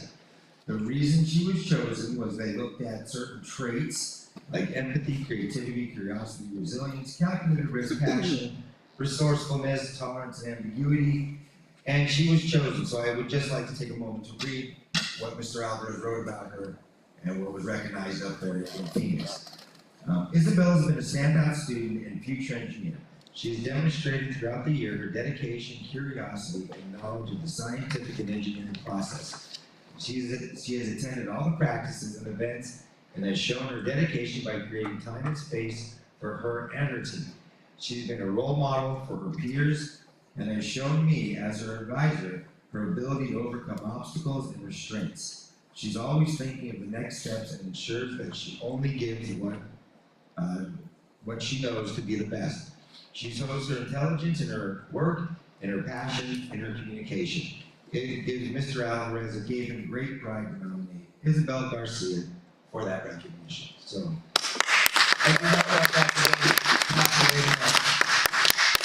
and then just to highlight some of, bless you, sir, salud. Some of the very cool things that have happened at our little campus this month, last month. They went to Chase Field for a science and innovation workshops that was put on by Boeing, Lockheed, Martin, McDonnell Douglas, and it was a huge event where the kids got to be out on the field and do really neat stuff. We've had TOCC come into us. We have gone to TOCC and given them a tour of what college life is like. We've been to the University of Arizona twice in a month, and the best, and by far, what you'll see in the video, was the Journey into Earth, was where these Mesa kids and a couple extras went to the San Javier mine, and they were able to go underground. They were able to mine some of the elements, I call them rocks, but now I have a 7th grader, Chris Abella, explaining to me what the rocks in her backpack are. So it was a super, very cool experience that I don't think these kids would have ever had. And then my best part of the month was, Mr. Diaz was able to be there for it, was the students on a Friday planned to have a TO food day, where they brought everything in. They made it, they cooked it, they taught me how to do things that I've never done before. And then they fed our guests. So it was a very, very fun month for us. So I am ready for a video whenever you are, Mr. Bates.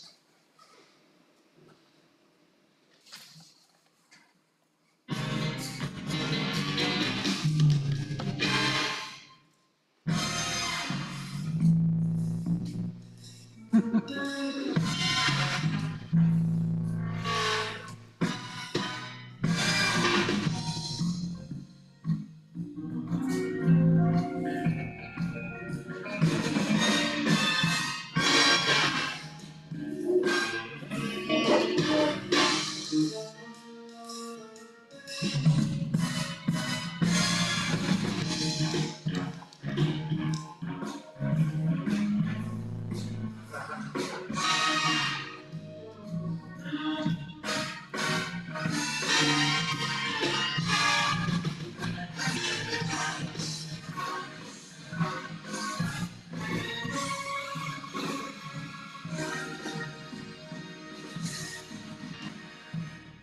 in the video, you can see where they were preparing the food. That was built by Jessica Puelo, one of our students. She saw the cinder block, she said, can I build this? And Ms. Larson said, build away. And now she's gonna go help Ms. Larson on the intermediate campus to build there's a name for it. I'm sorry, Jessica. I'm sorry, Jessica, if you're watching.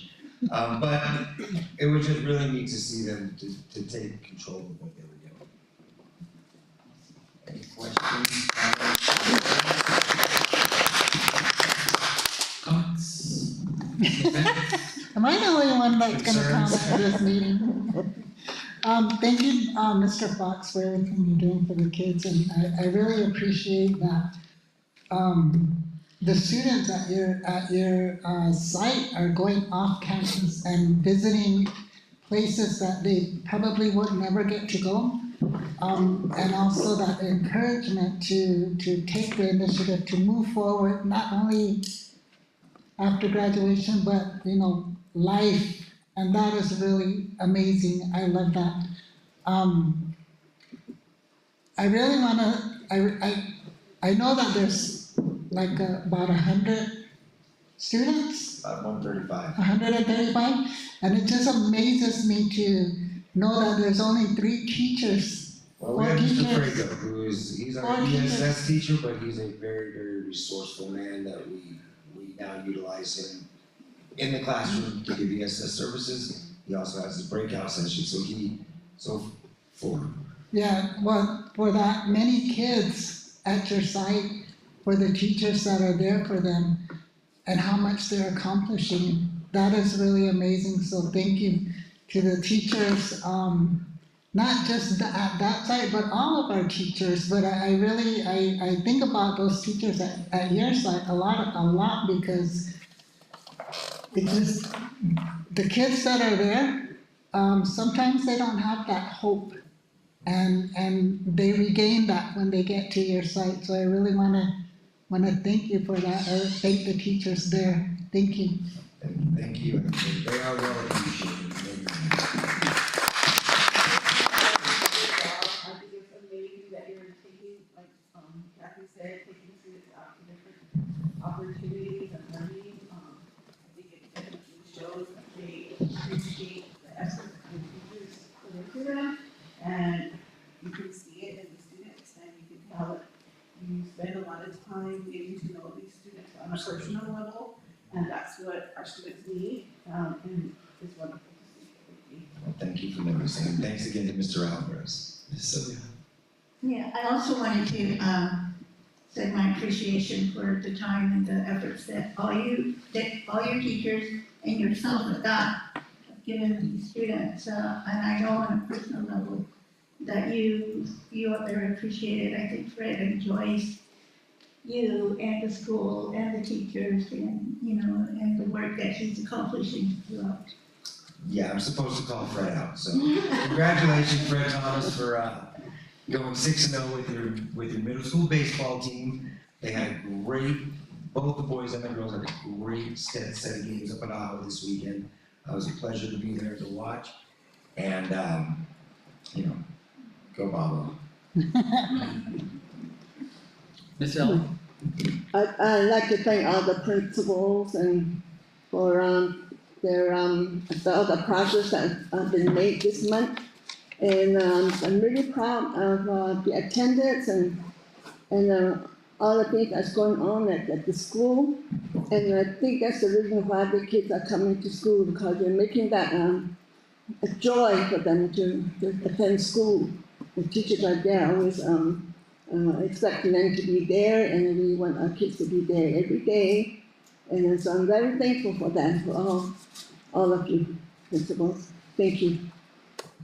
I did forget to say something, it was actually for Tanya, thinking about the attendance, because you brought up the attendance, and I think that was the thing that I noticed on your report, was the junior class and how low their attendance is in comparison them to everyone else, and we really made an effort to make sure that they are going to class.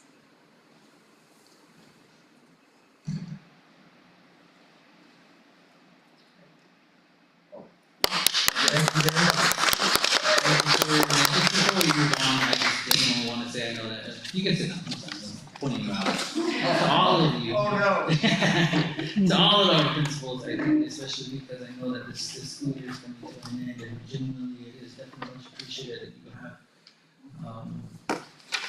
met the challenge, I think, especially with this board, Mr. Diaz, and, you know, wasn't an easy school year. But I definitely want to say thank you so much for everything that you put into your effort in the reports and in the videos. It does not go without appreciation, I know for myself and for everyone else. I know that it's what we enjoy, especially as a community member and as a parent. But as a board member, you make it really, really easy for us. I think genuinely, I believe that we have a very, very good, strong, committed group of individuals here. So thank you so much for everything that you do. It does not go unnoticed. I don't know if it's at the end of the year or if it's where we're at right now, but I feel, you know, trust me when I tell you that I'm really appreciative of each of you. And the reports that you give us and all the information that is there, it doesn't go unnoticed. But just from I know, especially not just Ms. Vance, but each of us, whenever each of us is on the go and we're really getting it, Ms. Vance is in it, and I think each of us kind of carry that same energy. So it's good that people hear from all of us and hear not just from me, because I know I can sound like a broken record sometimes, but it really does truly come from a really good place and really thanks to you. So thank you all. We'll go ahead and move on to number 7, our Baboquivari School District Governing Board member reports. I'll go ahead and really quickly just talk about, I want to say thank you again to the secondary campus, Ms. Nan, probably Ms. Brewster, everybody. I was on the selection committee for the Hispanic Native American Caucus scholarship, and it was super special to me to see some Baboquivari School District students that submitted their scholarship applications and the stories, and it's impactful. So please do not misinterpret what we're setting as a bar of expectation for our students, as we don't appreciate that they come from very hard, tough places to learn. I think that it's very important to understand that this board genuinely wants the best. And if we set a bar that is going to be just a little bit higher, I hope that this community can get behind the fact that that's how great we think of our students and great we think of our staff and the capabilities that we have to be able to see them succeed. There are so many heart-wrenching stories about what happens. Trust that this board is informed of so many things that we definitely don't want to have to be included in, but the fact that we can fill this room to celebrate our students is definitely where I get the motivation from to continue to be here every single month, and to be able to support each of you, including Mr. Diaz, of course, especially Mr. Diaz, because I know you bear a brunt, especially when it comes from these 5 people and everybody else and then the whole entire community when it comes to something that happens within the district. But you have definitely given us a peace of mind when it comes to how that's going to be carried out, so thank you so much. But I definitely want to continue to express from my standpoint as a board member, it is never to put down our youth or to not acknowledge that they come from hard places. It is definitely though to say wholeheartedly, you are and you can achieve better and more if you just believe and you are giving yourself that same kind of effort. Because if I let you just settle, then I fail. And you should never settle. That's it for my board report. Anybody else? I know Ms. Sylvia submitted hers. Yeah, unfortunately, I didn't actually get it into the book, but part of the board program. But, so I just wanted to share, some of the conferences and meetings that I've attended, within the last couple of months. Of course, like, I think four of us had attended the National School Board Conference, in, Orlando, Florida. And I attended all general sessions, which was done differently than in the past. I've gone to several, National School Board Conferences. And it was done more of, in an interview fashion, where, the speaker, the keynote speaker, was brought up to stage along with one of the staff members of NSBA, and it was kind of like an interview where they would ask questions. So it was very entertaining and it was very informational. It was just done a little bit differently, and I appreciate that they're looking at different ways to present that. I also attended a number of workshops related to the issues of the district are resolving and coming up with ways to upgrade and input ways to instructions, curricular, parent involvement, and we were very informational. Also there was, also we as the board also had a workshop that we did, and I think it was very well attended. Very many questions arose from that and discussions, and they were very appreciative of the information that we had to share with them in regards to the district. And the HIMDA, and I think they understood, that HIMDA really is not only for us also, but anybody's HIMDA is important. And then also I attended BMHS. I did a BMHS campus visit on April 25th, along with the administrators from the high school and our district office. And I really appreciate this opportunity to join the administrators on this visit. It gives us first-hand information on how classes function, and providing methods of improvement that will contribute to the learning targets and success criteria. So we visited 2 7th grade classes in science and ELA, and 2 high school classes, photography and picture management. And then I also attended the Star Wars community day. That was very enjoyable. I actually only was able to be there for the last hour of it because, I got off work at 5 and was able to, actually I did see the 3 performances that we had in the gym. The intermediate outfield singing dance group with Ms. Manuel and Ms. Servicio assisting the students. They did a wonderful job. And their ending song and dance was Juliana. And they actually came down to the floor and did Juliana and other community member students and joined in. Also, the Beverly students, or Paige, they had a wonderful, they did a song and they did a dance, a jingle dance, they called it, and gave a little bit of history of that. And they also have their own social dance, which they also came down on the floor and had others participate in. This was one. And it was really good to see Desiree. Desiree actually drove them out this way.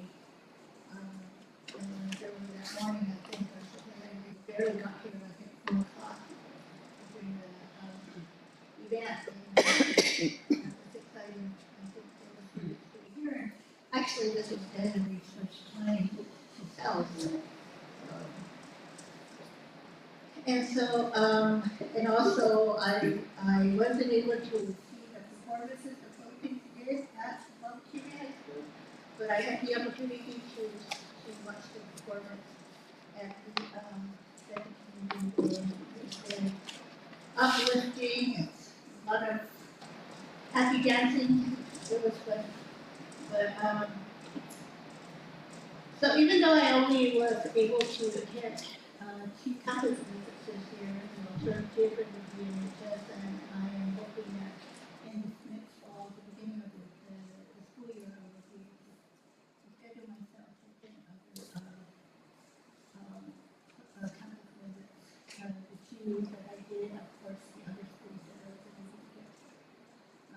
you're all doing a good job. And as the school year ends, is ending, I think it's ending in a positive way. I think that actually with the new administration and the continuous work on student learning, staff morale and community involvement, which, you know, are all entities of how important to work, good work in the enhancing of our student learning. Very much appreciate the work and all you do, and we are here to support you in your efforts. And thank you.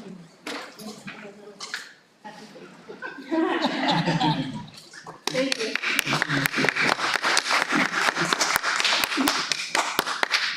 Anybody else?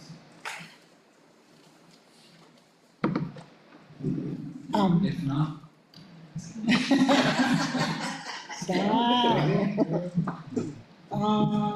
I didn't submit a written report, but on April 13th, we were part of a group to introduce superintendent to the South District Council. So that was, I didn't know that South District Council had such a big number of representatives. I thought it was just little, but it was, they gave us a chance to practice our optum too, so I thought that was really cool. And then also on April 21st, I just really want to express gratitude for all those that put together the prom for the juniors. It was just amazing to see my own daughter, who is really quiet and wouldn't go out in a dress, be dressed up and really ready to go. And I remember her saying that she was sore the next day, and I asked her from what? She goes, got out dancing. I'm like, oh my God, yes, yay. So thank you for everyone that took part in that. Monday, May 1st was officially Principal's Day. So I really want to say thank you to all our principals for the amazing work that you've done within this year. And you can see that in the scores, and you can see that in the attendance, you can see it in the kids. And I really want to say thank you for rising, I guess, because I know that we expected a lot, and you guys are just amazing, your classes, and you can see that with the children every day when you go to school, you see that within them. So I really want to say thank you for everything. And when you say hasam urdi, that, you know, that means I really have that respect for you. So thank you for that. And then for this week, the 8th through the 12th is Teacher Appreciation Week. So I really want to say thank you to all our teachers. Every one of them. I've always told my kids when they were little, when you go to school now, I don't know if this is happening or not, but I've always told them, when you go to school, be respectful to those teachers, because you know what? Their day doesn't end when you go home. They stay up late, they come in early, they have families, but yet they're working on stuff to make sure that they're prepared the next day. So, you know, it takes a lot to be a teacher. And I remember one of my daughters, I was, she was really good at math, and I told her, you should be a teacher. She said, no way. I'm like, why not? She goes, because I know how we treat them. I'm like, well, stop treating them like that. You know, but like that, you know, you guys, you teachers, you take on a lot. You take on a lot, and I really want to say thank you for being there for the students, because it's going to matter when they leave here. They're going to remember you. Those of you that have uplifted them when they were down, they're going to remember. I promise you.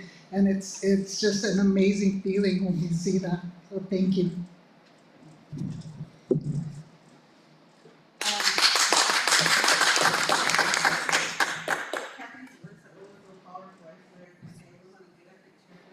She said Thank it all. you for what Kathy shared about Mr. Diaz. I had to share that when we were at the district office, like, I had so many positive things to say about Mr. Diaz because he is a ball of energy, and I love that about him. You can see it, and he has this energy that people are drawn to, and I spent a lot of time with him when we went to Florida, we went to DC, so getting to know him on a personal level and sharing that information with him and getting to know who he is and his expectations. I really appreciate him being here and also empowering the staff and the teachers that work for the USD because you can see the shift and you can definitely see the changes that are happening, and it's really apparent at the intermediate school because you can see how much money we invested for RCA and what we like to do on a regular basis of every day. In fact, I was having a conversation with my coworker today, we were talking about teaching, and I'm like, teaching is hard, and like, we plan events, and we do an event like once a month or a couple of months, and we're like exhausted from planning an event. I said, but these teachers do this every day, they plan every single day. Could you imagine like how do you plan something every single day? Not imagine doing that every single day. So thank you for all your hard work.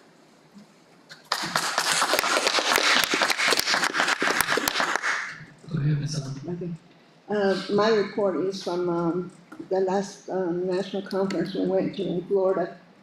It was teachers that were there, presenting this the topic on starting post-secondary success while in high school.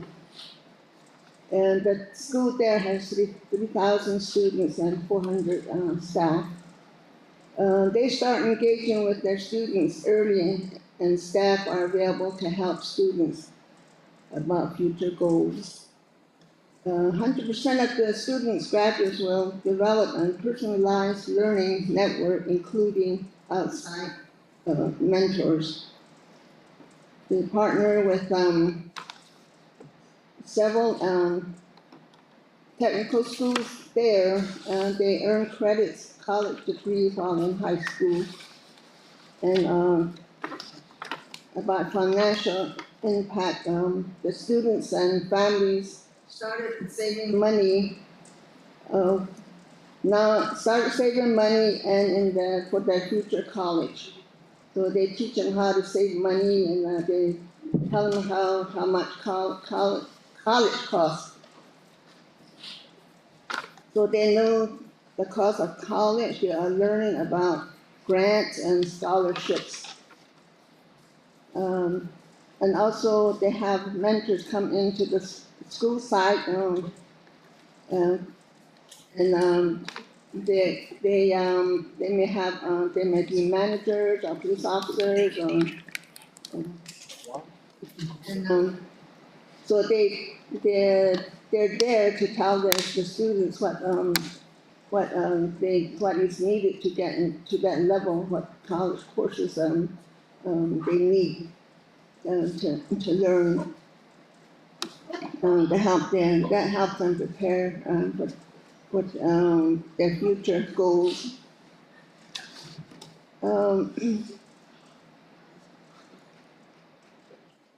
Business partners are invited to help students the courses needed to get into college. All information provided to the students so they can prepare themselves for the career they want to get their goals, what their future they want to be.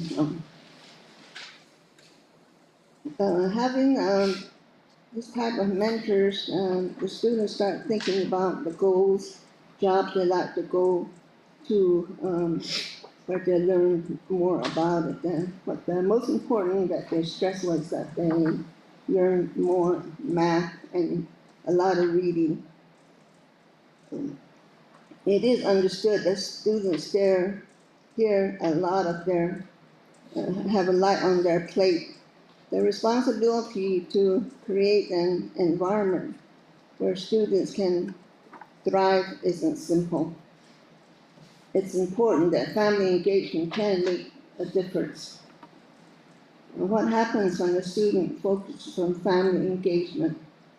They have better grades, more consistent attendance, fewer behavior issues, increased ability to learn. Students and teachers and administrators surrounded by support, and everyone wins. Thank you.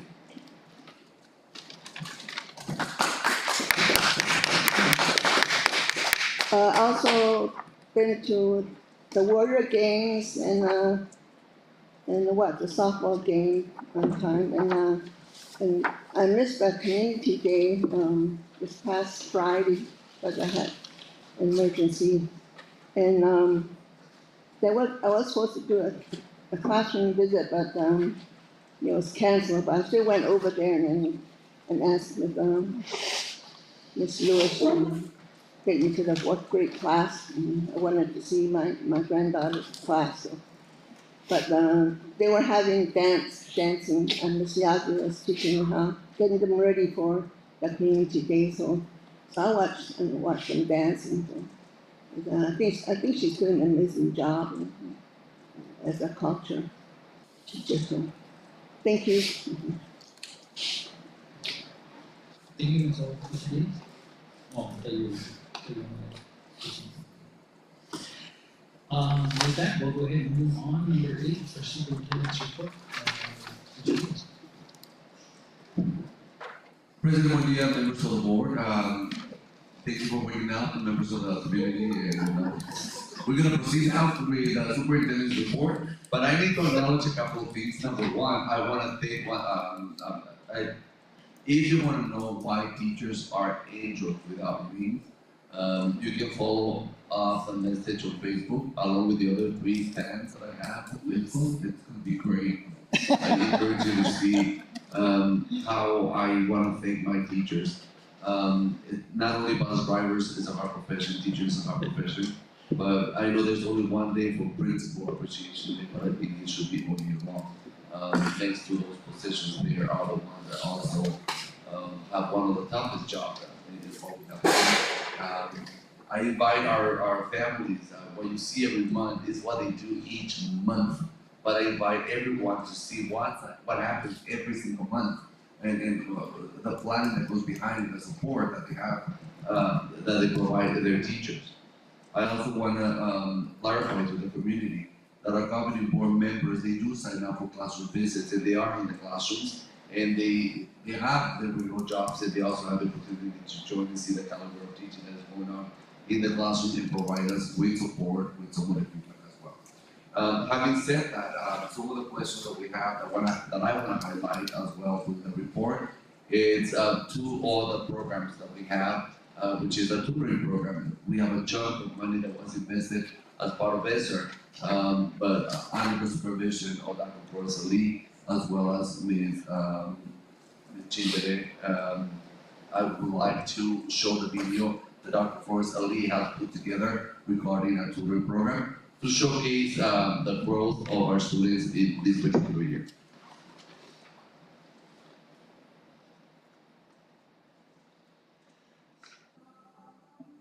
Our after-school tutoring program has been successful in accomplishing the mission of the district by enhancing and maximizing the learning opportunities of all students from grade 3 to high school. Our tutors have implemented a balanced literacy and numeracy small group that is for the district period stretch goals.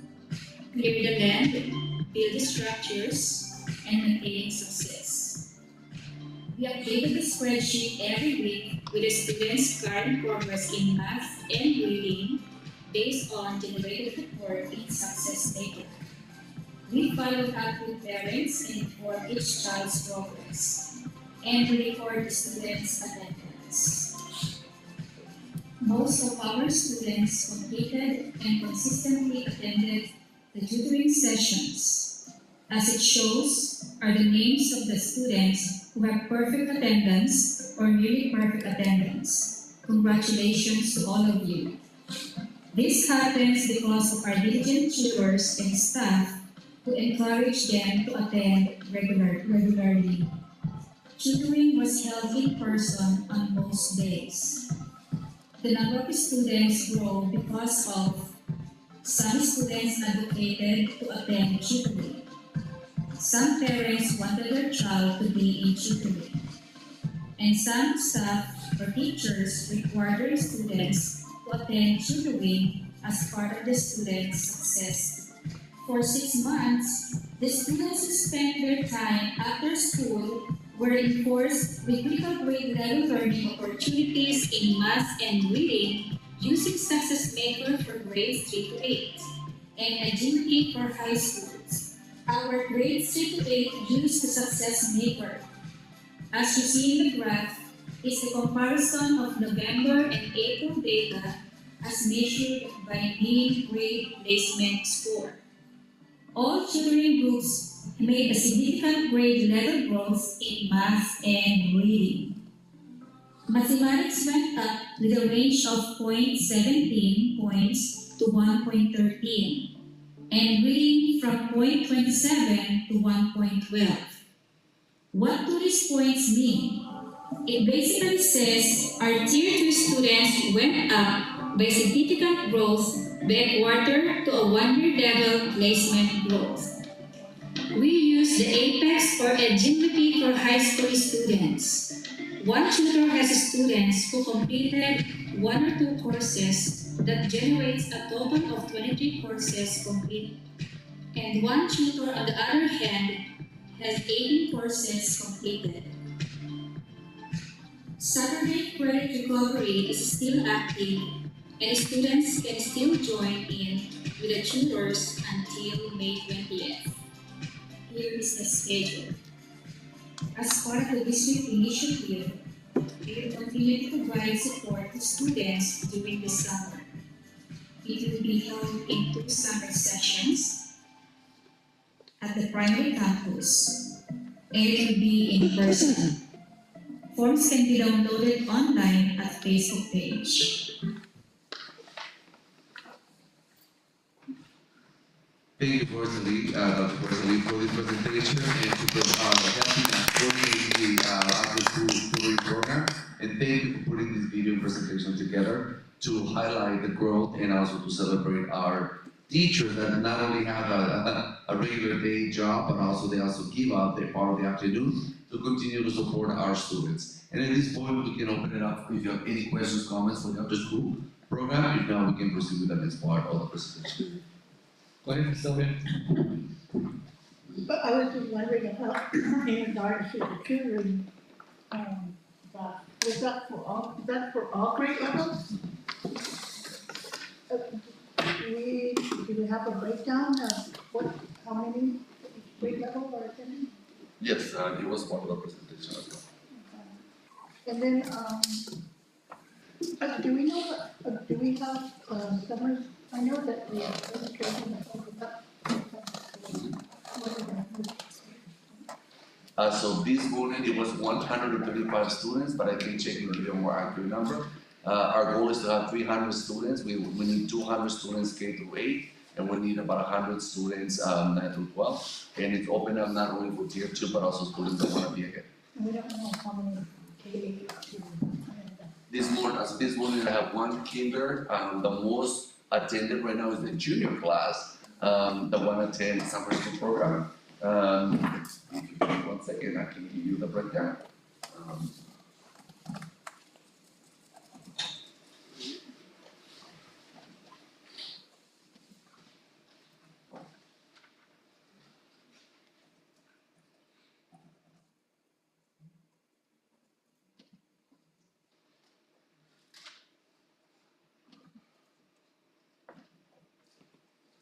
Oh, the numbers have improved. Right now for kinder we have 13 students and we have space for 7. Hold on, I'll take that back. Oh.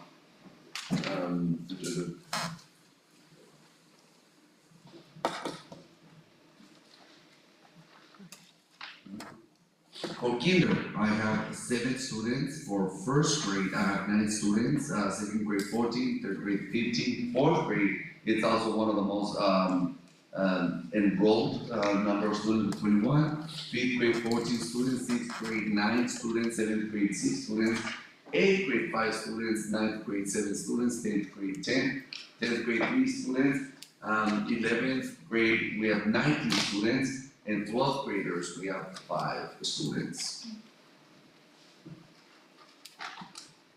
And a total of 135 students so far. So I have a question about the Saturday classes. Are those students who are doing credit recovery? And from those students that are attending, are most of them gonna graduate? Are most of them gonna graduate? Our goal is that all of them graduate. The reason we have it, the reason we have the extended program is with the intention to provide, to be able to provide that opportunity. It is with our intention and it is as part of our support to families and our students, not only to provide Saturday, but also summer school extended. And there's 2 summer school programs, especially for credit recovery. It is our support to ensure that every single one graduate. It is going to be a project that is going to require not only us providing the service, parents supporting us to make sure that they attend, but also students giving us the best version of themselves this summer to ensure that they complete the program as well. That being said about credit recovery, I know we always or like before like mid halfway through the year, we're always talking about people who need to come back and finish their hours. So with that being said, can we get a head start on those students who are gonna be seniors, and if they need credit recovery, to encourage them or make it a requirement for them to attend some schools so that they can be on top of passing their classes? We will continue to make every effort and work with the high school and our high school leadership to ensure that our students, that they have the priority. And also, I would like to bring Ms. Sudan, that she's raising her hand right now, that she wants to walk to the conversation. Ms. Sudan, please come on.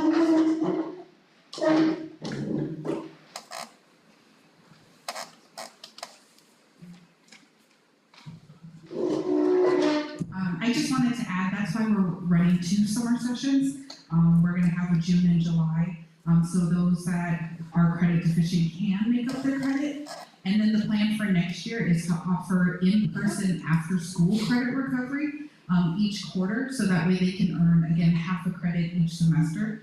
And then being able to provide the online credit recovery too for them to do on the weekends during intersession to support their graduation attainment. Okay. Well, Ella and then.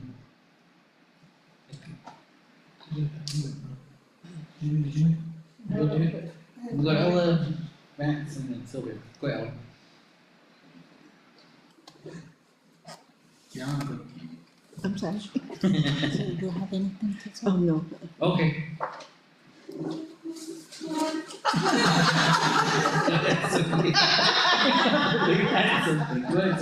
No, I was just wondering if your counselors or your academic counselors are working with or are pulling in those students that are credit deficient and going over, encouraging them to sign up for summer school, and also, cause I actually called, the counselor because I wanted to know for my grandkids, where are they at? Where, in regards to, credits, and if they're on track, in order for me to say, okay, you guys gotta go to summer school. So, but, also, I don't hear it being, advertised on the radio. Is that something that you maybe feel to do? Go ahead, Ms. Harmon. It should be on the radio. We sent it, Mr. Lopez, he was going to have that on the radio. We have also sent out, I think, 3 or 4 school messengers on this as well. so. Yeah, the message is still out. Thank you.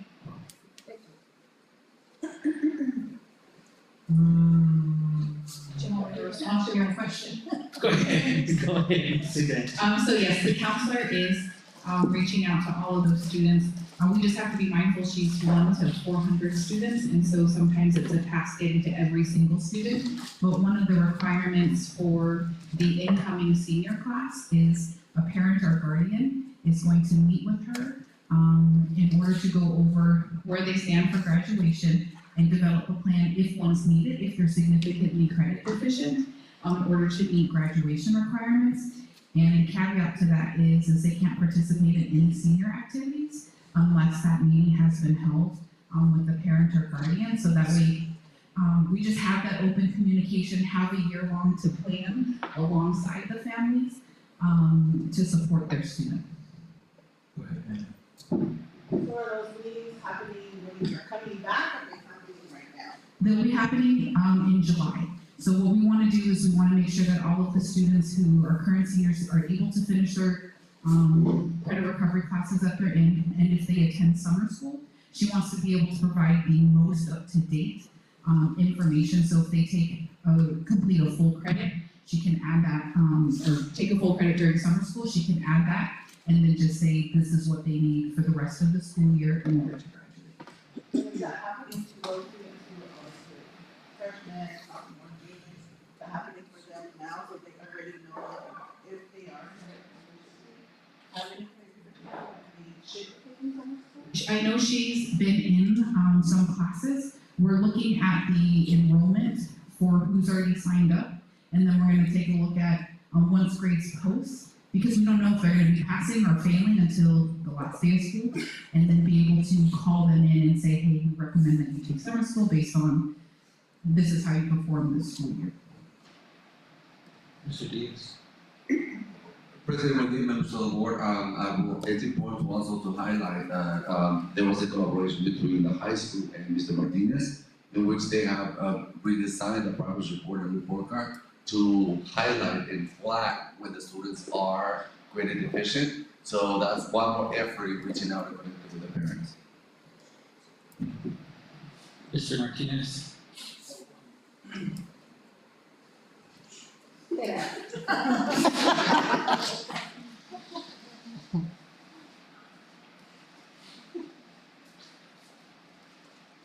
So the report card, it has the, we've been working together with a middle merge. Basically what that means is customizing the report card where you can see the credits attempted and the credits completed. And also it shows by category. So that way the student can actually see this is the amount of credits that I've attempted, this is the amount of credits that have been completed. These are the categories of requirements that it has. And then there's also a script in there that explains to parents and also the students what level of credits they should be completing, whether freshmen, sophomores, juniors, and seniors. And then also the contact information for the counselor.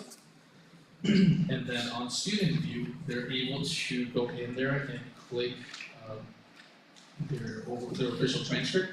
So they can actually go in there and check their official transcript as well as their grades as well. Yeah, parent view as well. So parent view, they can look over the transcript, student information, report card, and students can do the same thing. So, oh, sorry. So would you say that you can almost real time see where your students stand throughout the year? As a parent, you want to take that initiative to know, is my student at being average, or are they nearly there? You could see that and work through it.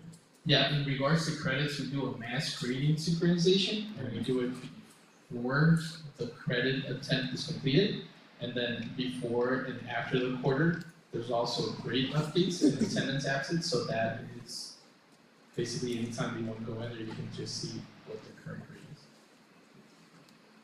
And also it has an email contact information for the teachers, so you can use those. Sorry. And then all summer school is held at one campus. That is correct. It's all going to be It's all going to be at the primary. At the primary, due to construction that is going to be happening, we are consolidating all the programs at the primary. Thank you, Mr. Enriquez, for hosting us this summer. And yes, that will allow also operations to completely. So, transportation, We got it. 100%. So as long as you wanna be there, we will take you there, we will give you extra help. We will make up for the 2 years that you didn't have. We'll feed you. Feed you.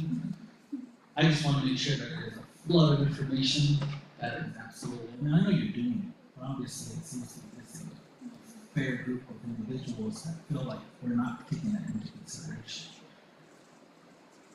So commend you. Thank you all so much for all the information this evening, because it's important.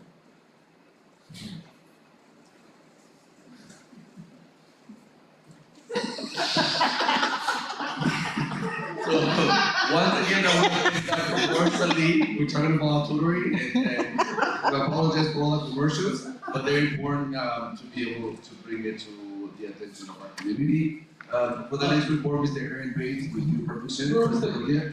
I just want to say, you at the Sales District Council initiated what I feel like absolutely needs to be, and we're all with you on that, is that community involvement, that parent involvement, that self-advocation for, yes, my child. And I mean, we heard it this evening, and I want to address it in the sense of that we're not unconsiderate of the fact that there are parents at work, we work.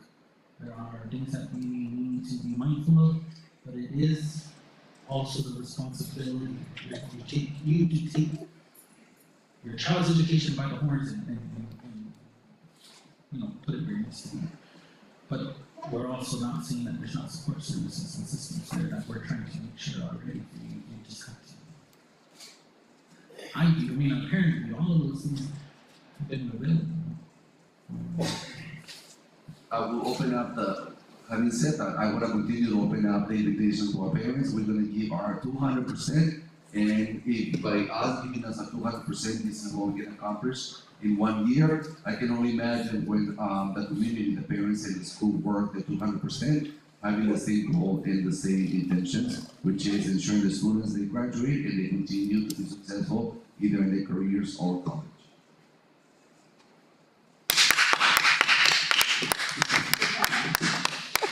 Ms. Bates, next video. Good? Not yet, before we do that one, we need to see the dual language program, which is another major project. We are on the second on the second year of this project, and it will be very brief. Under the supervision of Mr. Andrew Sarapicio, and this is part of the presentation that we are bringing up to HRDC to demonstrate the effectiveness of what we have with 3/4 of teaching autumn in the classrooms. I would like, if you don't mind, Mr. Bates, going to next one, next one, next one, next one, next one. I'm almost there. I'm going to start with this one. This is our Kinder ELA. The first half, it shows how a student started when it comes to speaking autumn. If you see the red is still not good in the beginning of the year. But what I want to highlight is now how the progress after 3/4, what the students have demonstrated in ELA in Kinder. If you go to the next slide, Mr. Bates, we can also see what happened in math. You see how the students started in the beginning of the year and what it looks like by the 3rd quarter. Next slide. When you see now the first grade, some of these students, this is the 2nd year in the program, and you can see how they started stronger. And now by 3rd quarter, you can see they are even stronger in ELA. When we see that one in math, the next one in first grade. Next slide. First grade in math, you can see the students, they are continue to show their progress in not only learning ELA but also math when it comes to speaking the autumn. Next one. I'm gonna go really quick on those. As the students are getting older, it also takes them longer to learn, but nevertheless, we continue to see the growth. When you see the pre-test and the post-test, you can see the same grade in ELA. Next one. 2nd grade in math. 2nd grade in math, as you can see, even though there's some growth, this is only in 3/4.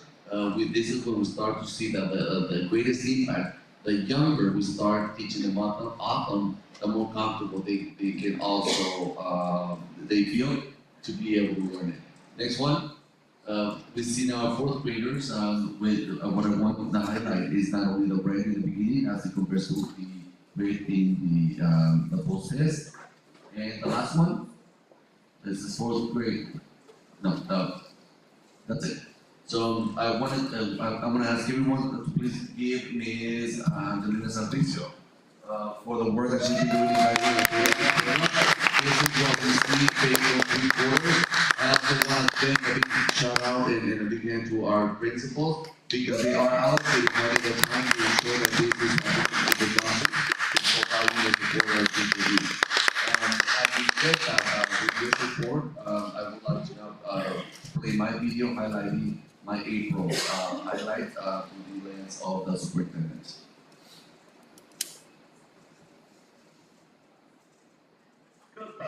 My name is Ruben Diaz, and I thank you for joining our May 2023 board meeting to celebrate our month of April highlights. April highlights include student celebrations, connecting with parents, integrating language and culture, advocating for USD and the Tohono O'odham Nation, classroom visits, representing USC, connecting with staff, connecting with students, and what's coming up on the horizon. Stay tuned.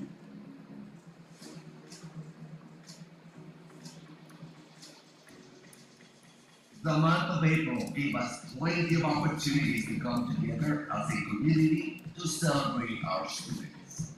First, we want to thank all the parents that took the time to join us during the April Student of the Month Board Recognition event. Secondly, we want to give a shout out to our parents, our staff, our community members that joined our basketball, softball, and rugby during this year's senior night. And third, we want to send special thanks to the team of legislative branch for taking the time to honor our basketball warriors for their amazing performance this season.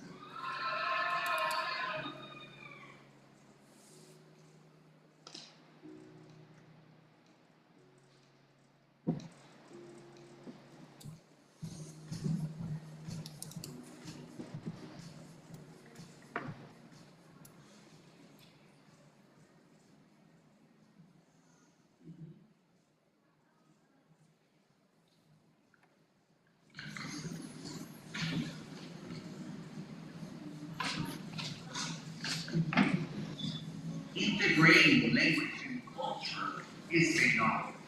Some of our students are practicing reading and speaking novels. I'm very proud of it. Students are automatically by understanding cultural differences, like cooking traditional meals and appreciating other cultures in the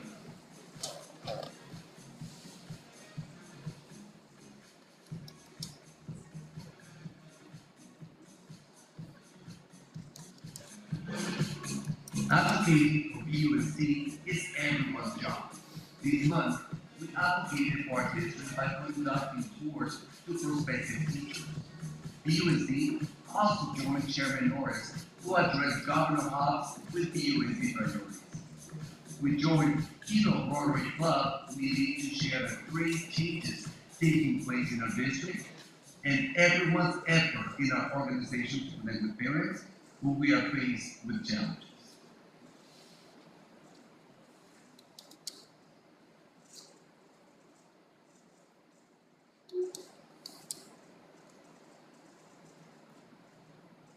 As of April 2023, our instructional teams have completed 1,680 classroom visits.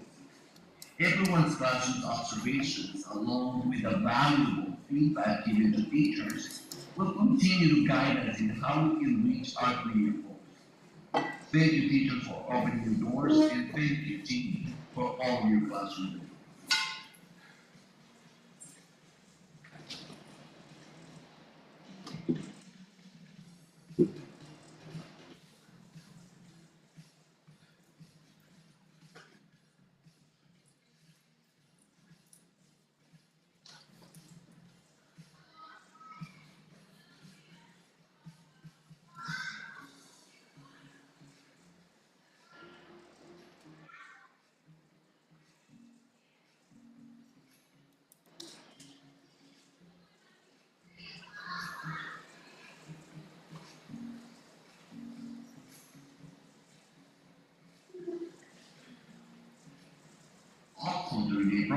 you as a community had the opportunity to represent the organization during some events, including the TOCC Apprentice Inauguration, the TOCC Dual Language Enrollment for the Summer Program, and of course, every opportunity that we have through a very volunteer meeting.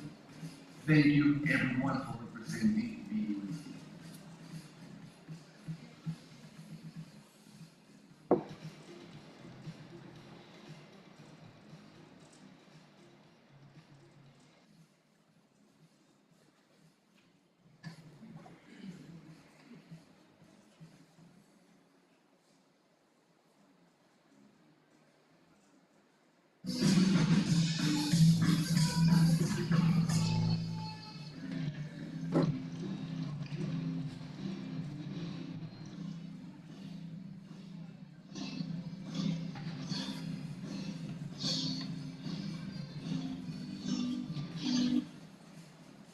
Starting this month and moving forward, I'm inviting students, staff, families, and the entire community to make every effort to spend more time connecting with one another.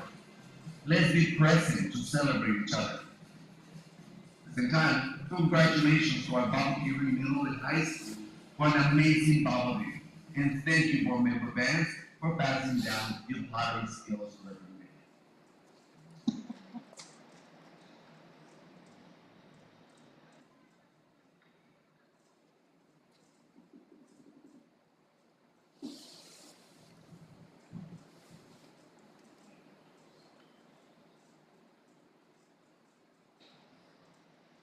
Thank you, Accelerated School, Transportation Department, and Baboquivari Middle and High School teams for your valuable feedback during our 2022-2023 reflection meetings.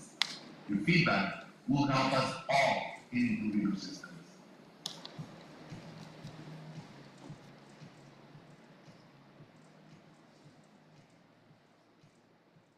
And last, stay connected by checking our website for summer school information, dates, and times for all BUSD promotions, and most importantly, to thank the teacher principal during Teacher Appreciation Week. Have a great month.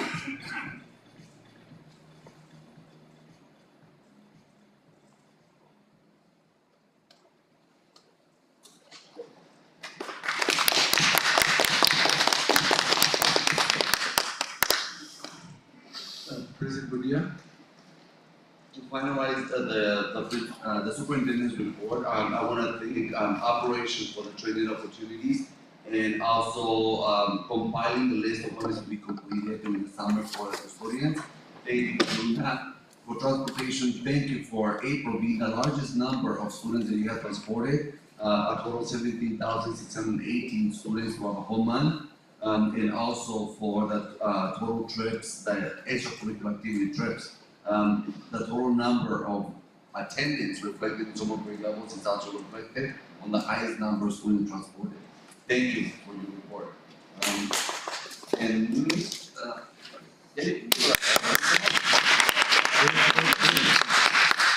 For the social emotional learning department, I want to thank you for all of that referral process that you have in place. And also part of the project that we're meeting, there was a highlight and a shout out to Baboquivari for having the largest number of referrals, which means the largest number of support that is getting to our community. And also a special thanks to Ms. Gordon for all of her efforts in putting together the anti-bullying policy and reporting systems in place, along with the upcoming campaign that we may have. Thank you, Ms. Gordon. Ms. Miller.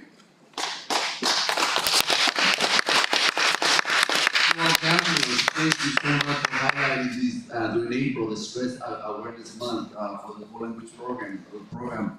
Thank you for everything that you have grown in 3 quarters. And also thank you, Ross, for SFP and the progress on our kitchen at the intermediate. Not only saving a lot of money for the district, but also we're hoping that this summer the intermediate campus will have a new kitchen. And also for the Sunrise House, thank you for the 1,299 pounds of food that we're distributing. Thank you all for your support and for your hard work. This is so much work of Back to you, President Mundi, and members on the board, for any comments or questions. If nothing from the board, we'll go ahead and continue with our agenda. Just a real quick shout out to all of you. Thank you. You're welcome.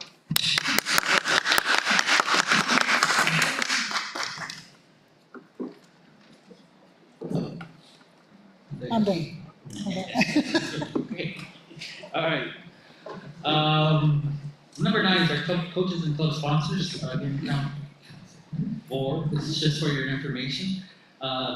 Coaches and club sponsors, Isaac Jose for BHS assistant baseball coach. Elizabeth Lopez for BHS yearbook sponsor. Okay, just for your information. Number 10 is our first reading of the Arizona School Board's Policy Advisory 744-747. Well, again, first reading, so please, if you do have any comments, questions, concerns, make sure to have them ready for the next time we address it. I'm fairly confident much of the information that is being passed down to the ASBA for advisement is basically in response to much of the changes that are kind of out of our control. But I want to make sure that you guys have any kind of comments or questions that they're addressed. So again, it will be back, so if there's anything you want to make sure to address or have clarified or discuss about those changes, then please make sure that you have them ready at our next meeting. With that, we'll move on. Letter F is our action items this evening. Number 1 is the second reading of the Baboquivari School District Policy Adoption, GCF-EE. Without objection, I'll motion to approve. Is there a second? Second. Second by Ms. Anna Marie Stevens. All those in favor of the motion, Juan Buendia, Anna Marie Stevens, Aye. Sylvia Hendricks, Myself, Ella Mae Greasewood, Aye. Kathleen Vance, Myself. motion carries. Number 2 is our discussion and possible, Yes. 2 is our discussion and possible approval of revision for Baboquivari Unified School District annual expenditure budget for fiscal year 2023 per ARS 15-905. Second. Motion by Ms. Sylvia Hendricks, second by Ms. Ella Mae Greasewood. All those in favor of the motion, Juan Buendia, Anna Marie Stevens, Aye. Sylvia Hendricks, myself, Ella Mae Greasewood, Aye. Kathleen Vance, Myself. motion carries. Number 3, discussion and possible approval of the Baboquivari Unified School District Governing Board to approve the 2023-2024 student technology fees. Are there any, Mr. Diaz, anything? President, members of the board, the technology department has made it easier in how to account for not only all equipment, but also how to hold families and students accountable for the equipment that we've been purchasing with ESSER funding. This document is providing the updated fees that I fully support so that we can move on into the next year and upon your approval, we'll be able to then roll out this information to our parents. So, motion to approve. Second by Ms. Anna Marie Stevens. All those in favor of the motion, Juan Buendia, Anna Marie Stevens, Aye. Sylvia Hendricks, myself, Ella Mae Greasewood, Aye. Kathleen Vance, Myself. motion carries. Number 4 is discussion and possible, actually number 4 was taken down earlier this evening. New number 4, I guess we'll kind of shift everything up. Discussion and possible approval of PIMDA teachers' planning hours. Mr. Diaz? President Mundi, members of the board, each year we have a new teacher induction, and one day is exclusively devoted to provide a tour to our new teachers as well as providing some introduction to our language. Having said that, I'm coming before the board to support the planning hours as well for FE, so we can continue this tradition. Moving forward, also the tour. Last year we opened it up to all the members of our permanent teachers or staff that we can provide this tour not only for our new teachers but also anybody else from our team that would like to continue to join us and learn more about the culture. You want to be covered? Are there any questions? now I'm gonna go and make the motion to approve. I'll second. Done. All those in favor of the motion, Juan Buendia, Anna Marie Stevens, Aye. Sylvia Hendricks, Myself, Ella Mae Greasewood, Aye. Kathleen Vance, Myself. motion carries. Next item is discussion and possible approval of hard to fill position seconds. Mr. Diaz? President India and members of the board, I want to be able to play hard with the big boys, all the big districts, by also having some money in how to instill their staff. Having said that, I came for support with our finance department and asking them that I need money to be able to entice all the teachers and from all the districts and possibly other states. So I'm begging you to please support me in this endeavor so that I want to start the year with all classrooms filled with teachers. And to do so, I need to have a carrot to entice our teachers.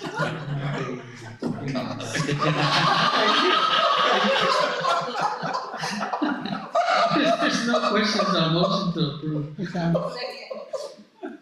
Anna Marie.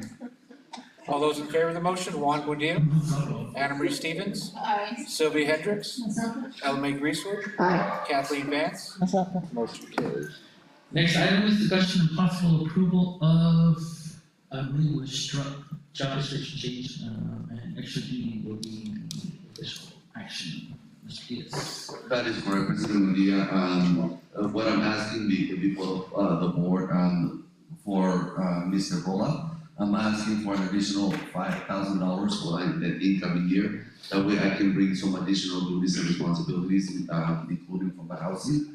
And our goal in collaboration with the Finance and Grants Department, also looking at his salary to be adjusted based on all of the different duties and the total number of people that he supervises. We asking for your support to adjust not only his title but also the salary with a 5-year I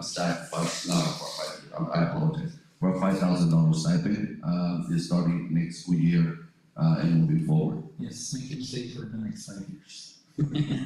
He's gonna say show me.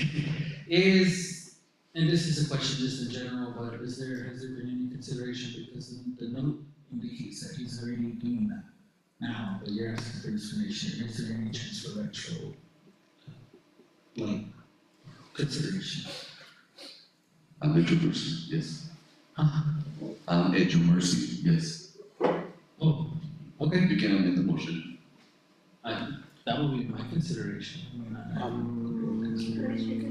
That, no, but this is only considering next year, because in the PAR it indicates that he's currently, and have been, taking after hours calls and meetings, and so I will ask for two retro. I don't, you have to find the funding first. I was gonna say, I would agree also, but I would like to know where the funding. I guess that's why I was asking if it would be something that maybe we bring forward. We can bring it back. Yeah, because we. Some people don't wanna go to this or like this. We have to find what the funding is. Well, And I agree. No, I mean, I'll approve with that recommendation. To bring that. With. Is your motion? That's my motion.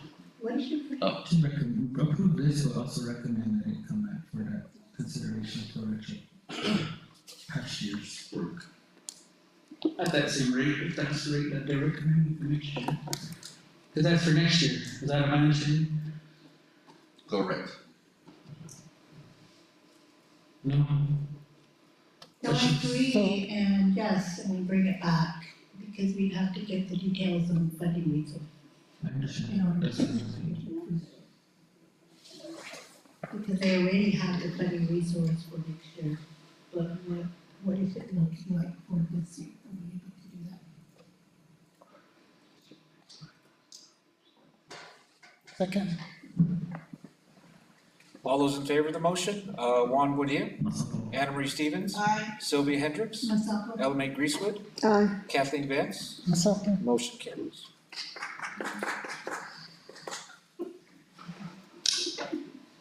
Next item is a discussion and possible approval of food service management company renewal.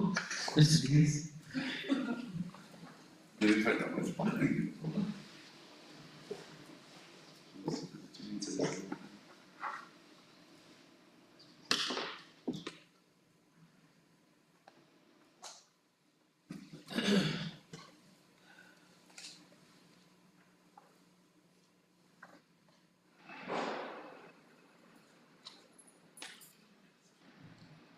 President and members of the board, the administration is recommending that Baboquivari governing board accepts the food service manager company renewal amendment number 4 with the Southwest Food Service Excellence to manage its food service program for the district.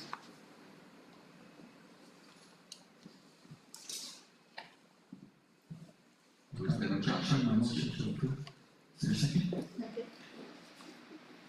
All those in favor of the motion? Juan Bonilla, Anna Marie Stevens, Aye. Sylvia Hendricks, Ella Mae Greasewood, Aye. Kathleen Van, Myself, motion carries.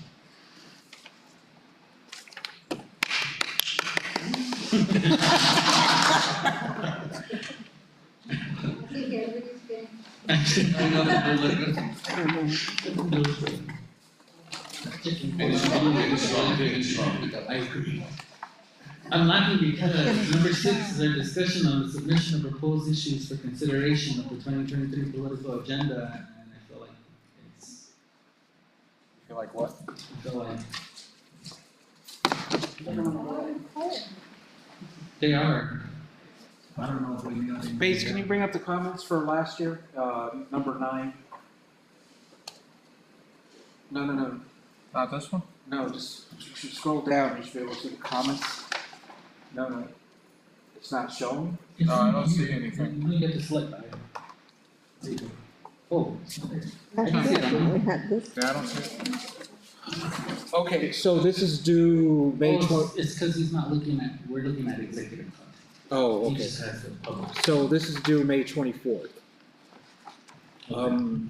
So what I do have for a special board meeting, I shouldn't be talking about this now, but is a job description approval, another teacher for summer school, and then this political agenda if you want to have a special board meeting. Okay. If you're not ready. A motion to table. wait, Go before ahead. that. I think that, we've always, looked at the political agenda and looked at our site, and I think that we should be able to just get that out of the way now, because I think that it hasn't really changed. The adequate, and equitable fund, the school districts to at least national. I wanna keep that also to preserve local, strength and local control. I think that for us should be number 1. And then the funding also. And then also the outcome for all students, improve the outcome for all students, Arizona rural and remote schools, and the school safety and security. 1, 2, 3, 4, 5, that's 5. School. I think the lesser one would be the tech image. Yeah. Get that. So, we left it out of. That's just my thought. Yeah, and you're right, Kathy, I think that those items. I was also looking at the Arizona rural and remote school. Yeah, that's right. Consideration of, in regards to policy. I feel like we always try to ask for housing to be prioritized, but I feel like we need to really prioritize that, especially for our sake. Because I get that local control, but we really need some help and support on the housing side.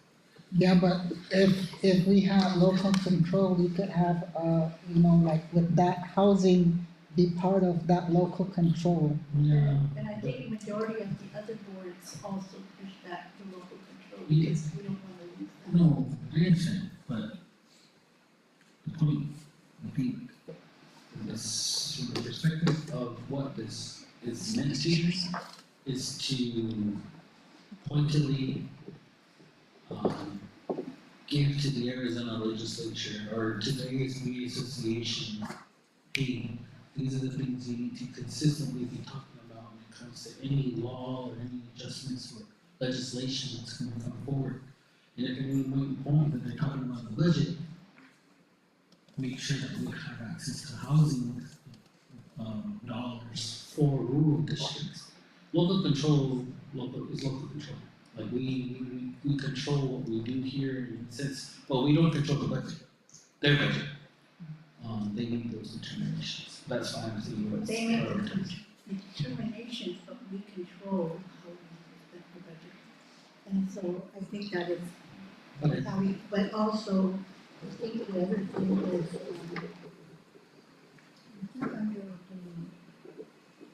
our top five last time, Read off our top five, Sylvia. You have it up. Says preserve and strengthen local control, which is number one. Number two, improve outcomes for all students. Number three, adequately and equitably fund district schools to at least the national median per pupil funding. It's been done. Adequately and equitably fund district schools to at least the national median per pupil funding. We did that twice. Well, we did that 3 times because it's all the same thing after that. Require public accountability for taxpayer dollars spent on education, improve outcomes for all students. I think these are just different rationales because we included student transportation, we included kindergarten students, we included, well, again, give all districts the authority and funding to provide affordable housing options to faculty and staff. That's under its own. It's under number 3, but it's rationale underneath adequately and equitably fund district schools to at least the national median per pupil funding.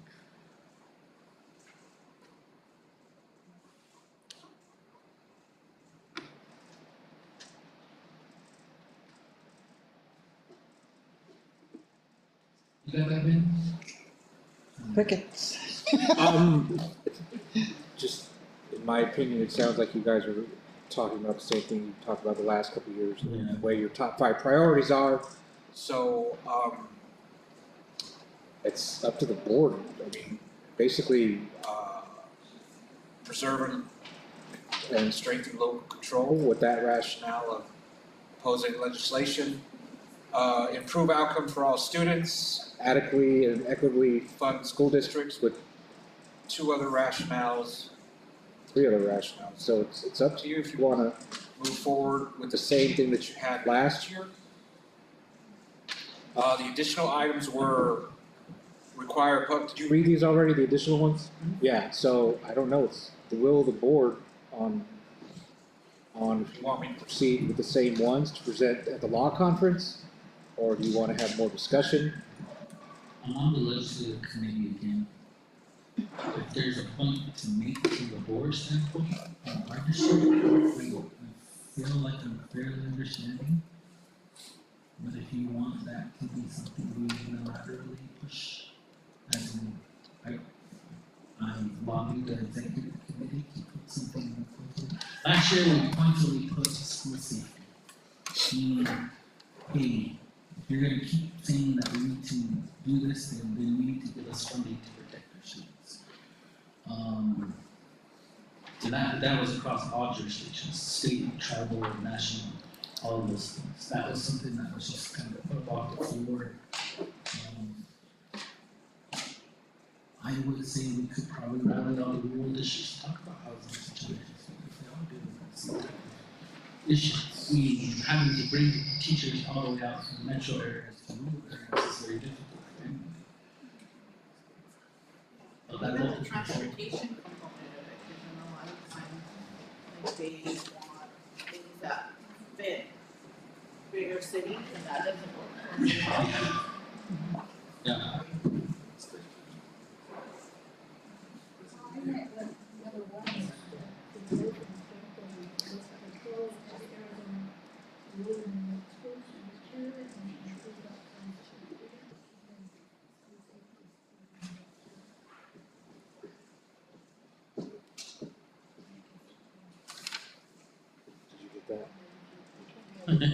I didn't hear it. Can you need to talk into the mic because you can. Oh, you didn't hear me? I'm sorry.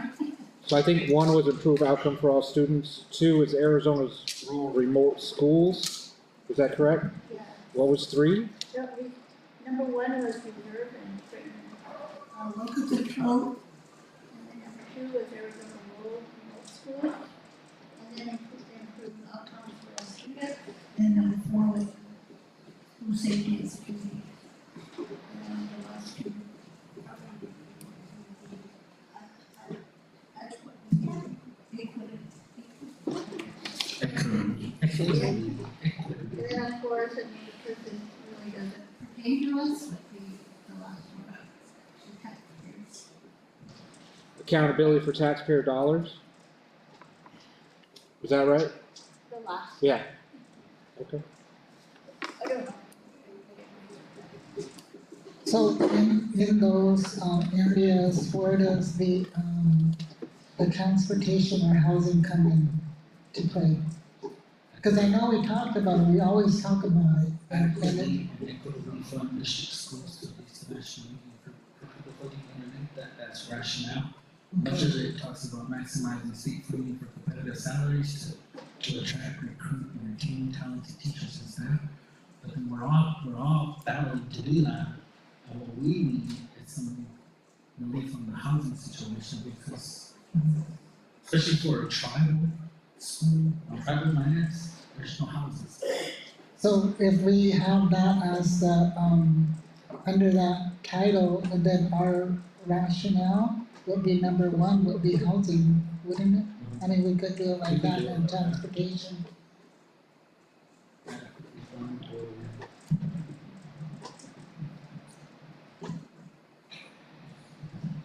because in my experience, a member of the committee could come and just create something completely new.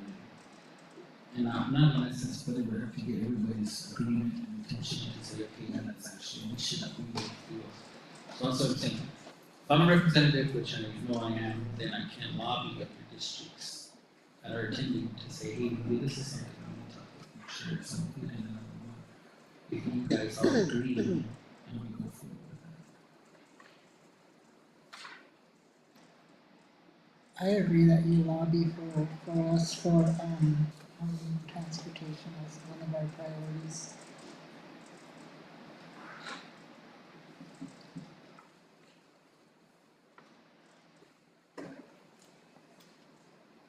So are you saying that would be number one? I think if there's something that we potentially want to make sure is included in the political agenda and the request of a rural school district on tribal lands, and we don't have to follow what they're saying here, we can dictate whatever we want as a school district. And I can for sure get other rural school districts to consider.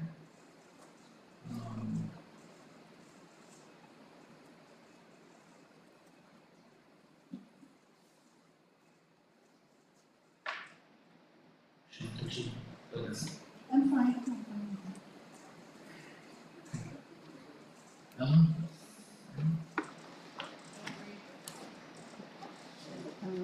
I agree with him. What is the, Give me a list of what one Do you to have- go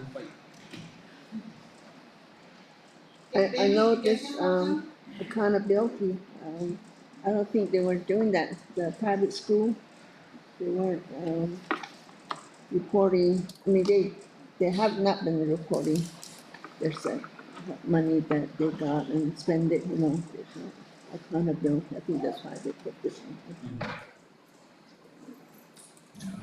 So we need to make them accountable.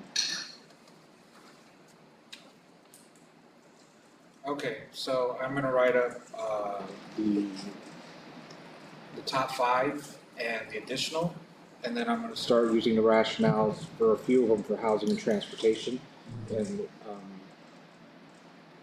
improve outcomes for all students and safety. So I'll work on this tomorrow and get it out to the board members for review for submission, before submission.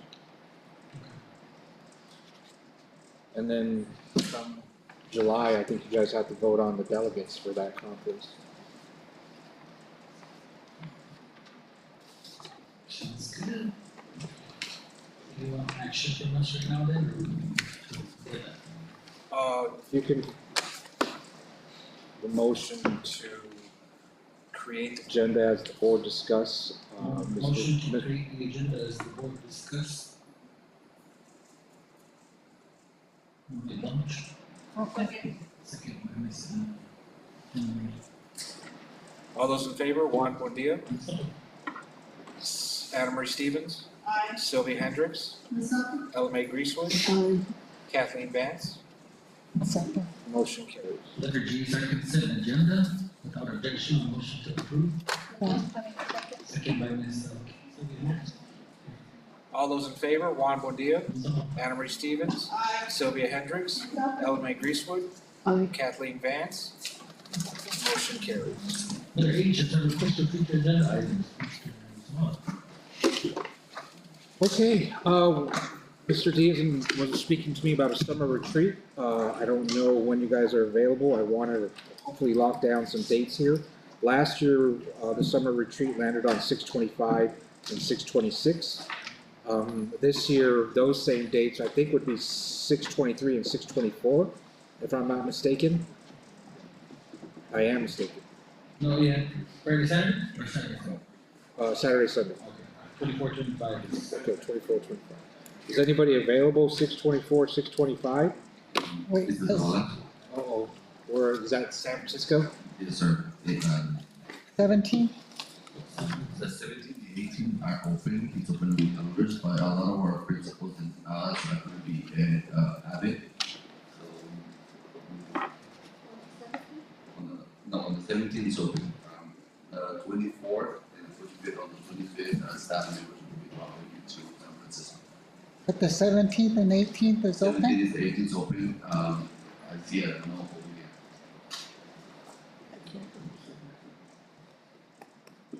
No. July 8th and 9th. 8 and 9 to this. 10 and 11. Was adopted. Almost. Let's find out the memory when can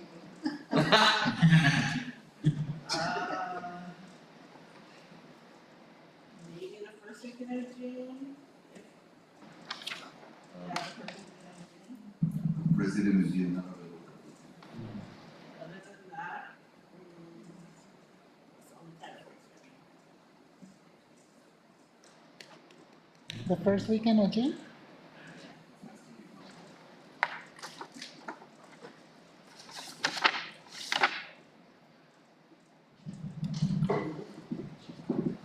Because we can't really do the 10th and 11th, because we're gonna go to that conference and leave that week too.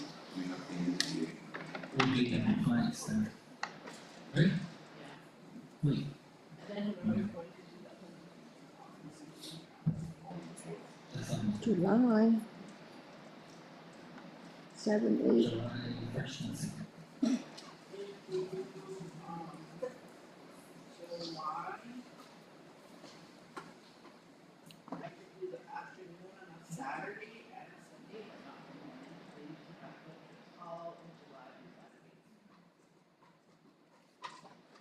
Saturday. The weekdays in July. Thursday, Friday, July, the 6th and 7th. 15 and 16 of June. July 6th and July 7th. Oops, me. I have my summer program all of July, all of July. That's our moving week for 5 weeks.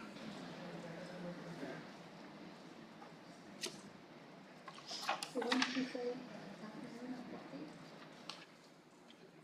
That's 8 and 9. Because if we go later than that, it's gonna be exclusive. You can do late afternoon? I can't.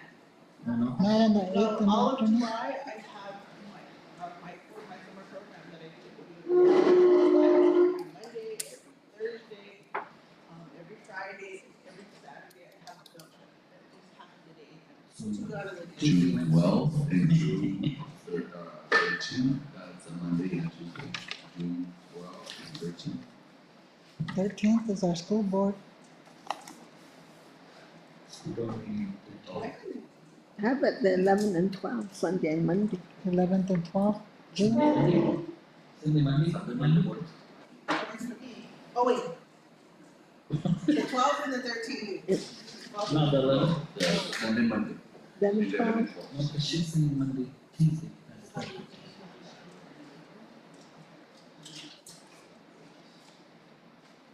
Oh no, we're coming back from Flagstaff. 18, 19.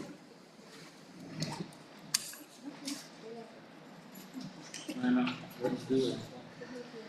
I have 18th, 19th, okay. Oh, June? I have the 18th. 18, We don't work. 18, We 19. don't work. With what? okay, 18. Yeah. 18, 19. 18, 19? Oh. 18th and 19th. It's locked, let me make preparations. June. 18th and 19th. It's locked, let me make preparations. Back to school then. The rest should be pretty simple. Back to school event, just for your information, 7/24 at the Desert Diamond. The DDC Governing Board went ahead and approved us for $14,000 to pay for the event. The ASB Summer Leadership Institutes in Flagstaff, you're all registered, you all have hotels. Okay, good. I just had to book it because they fill up that day. You all have hotels at Little America, rooms at Little America. NCAI, we've been invited to present at the conference, so we need to grab a board member or two to go, June 4th through 8th.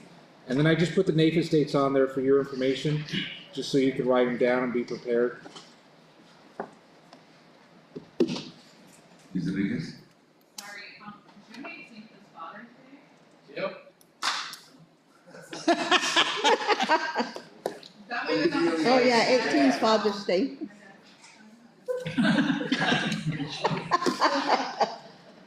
I don't have a father. Every day is Father's Day. It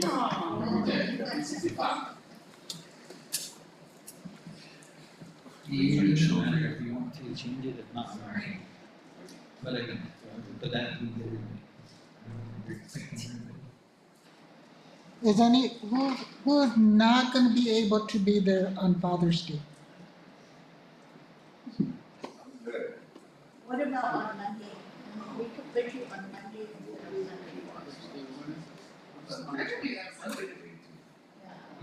Monday, Tuesday. What about Monday and Tuesday? I'm perfectly fine with that. I don't really want to take any But that time, It's a holiday for phone. It would be work. PT will prepare that.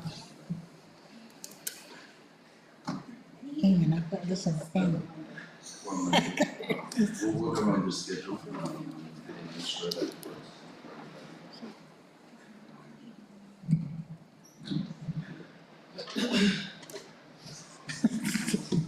So what date? No? 18th and 19th? 18th and 19th. 18, 19.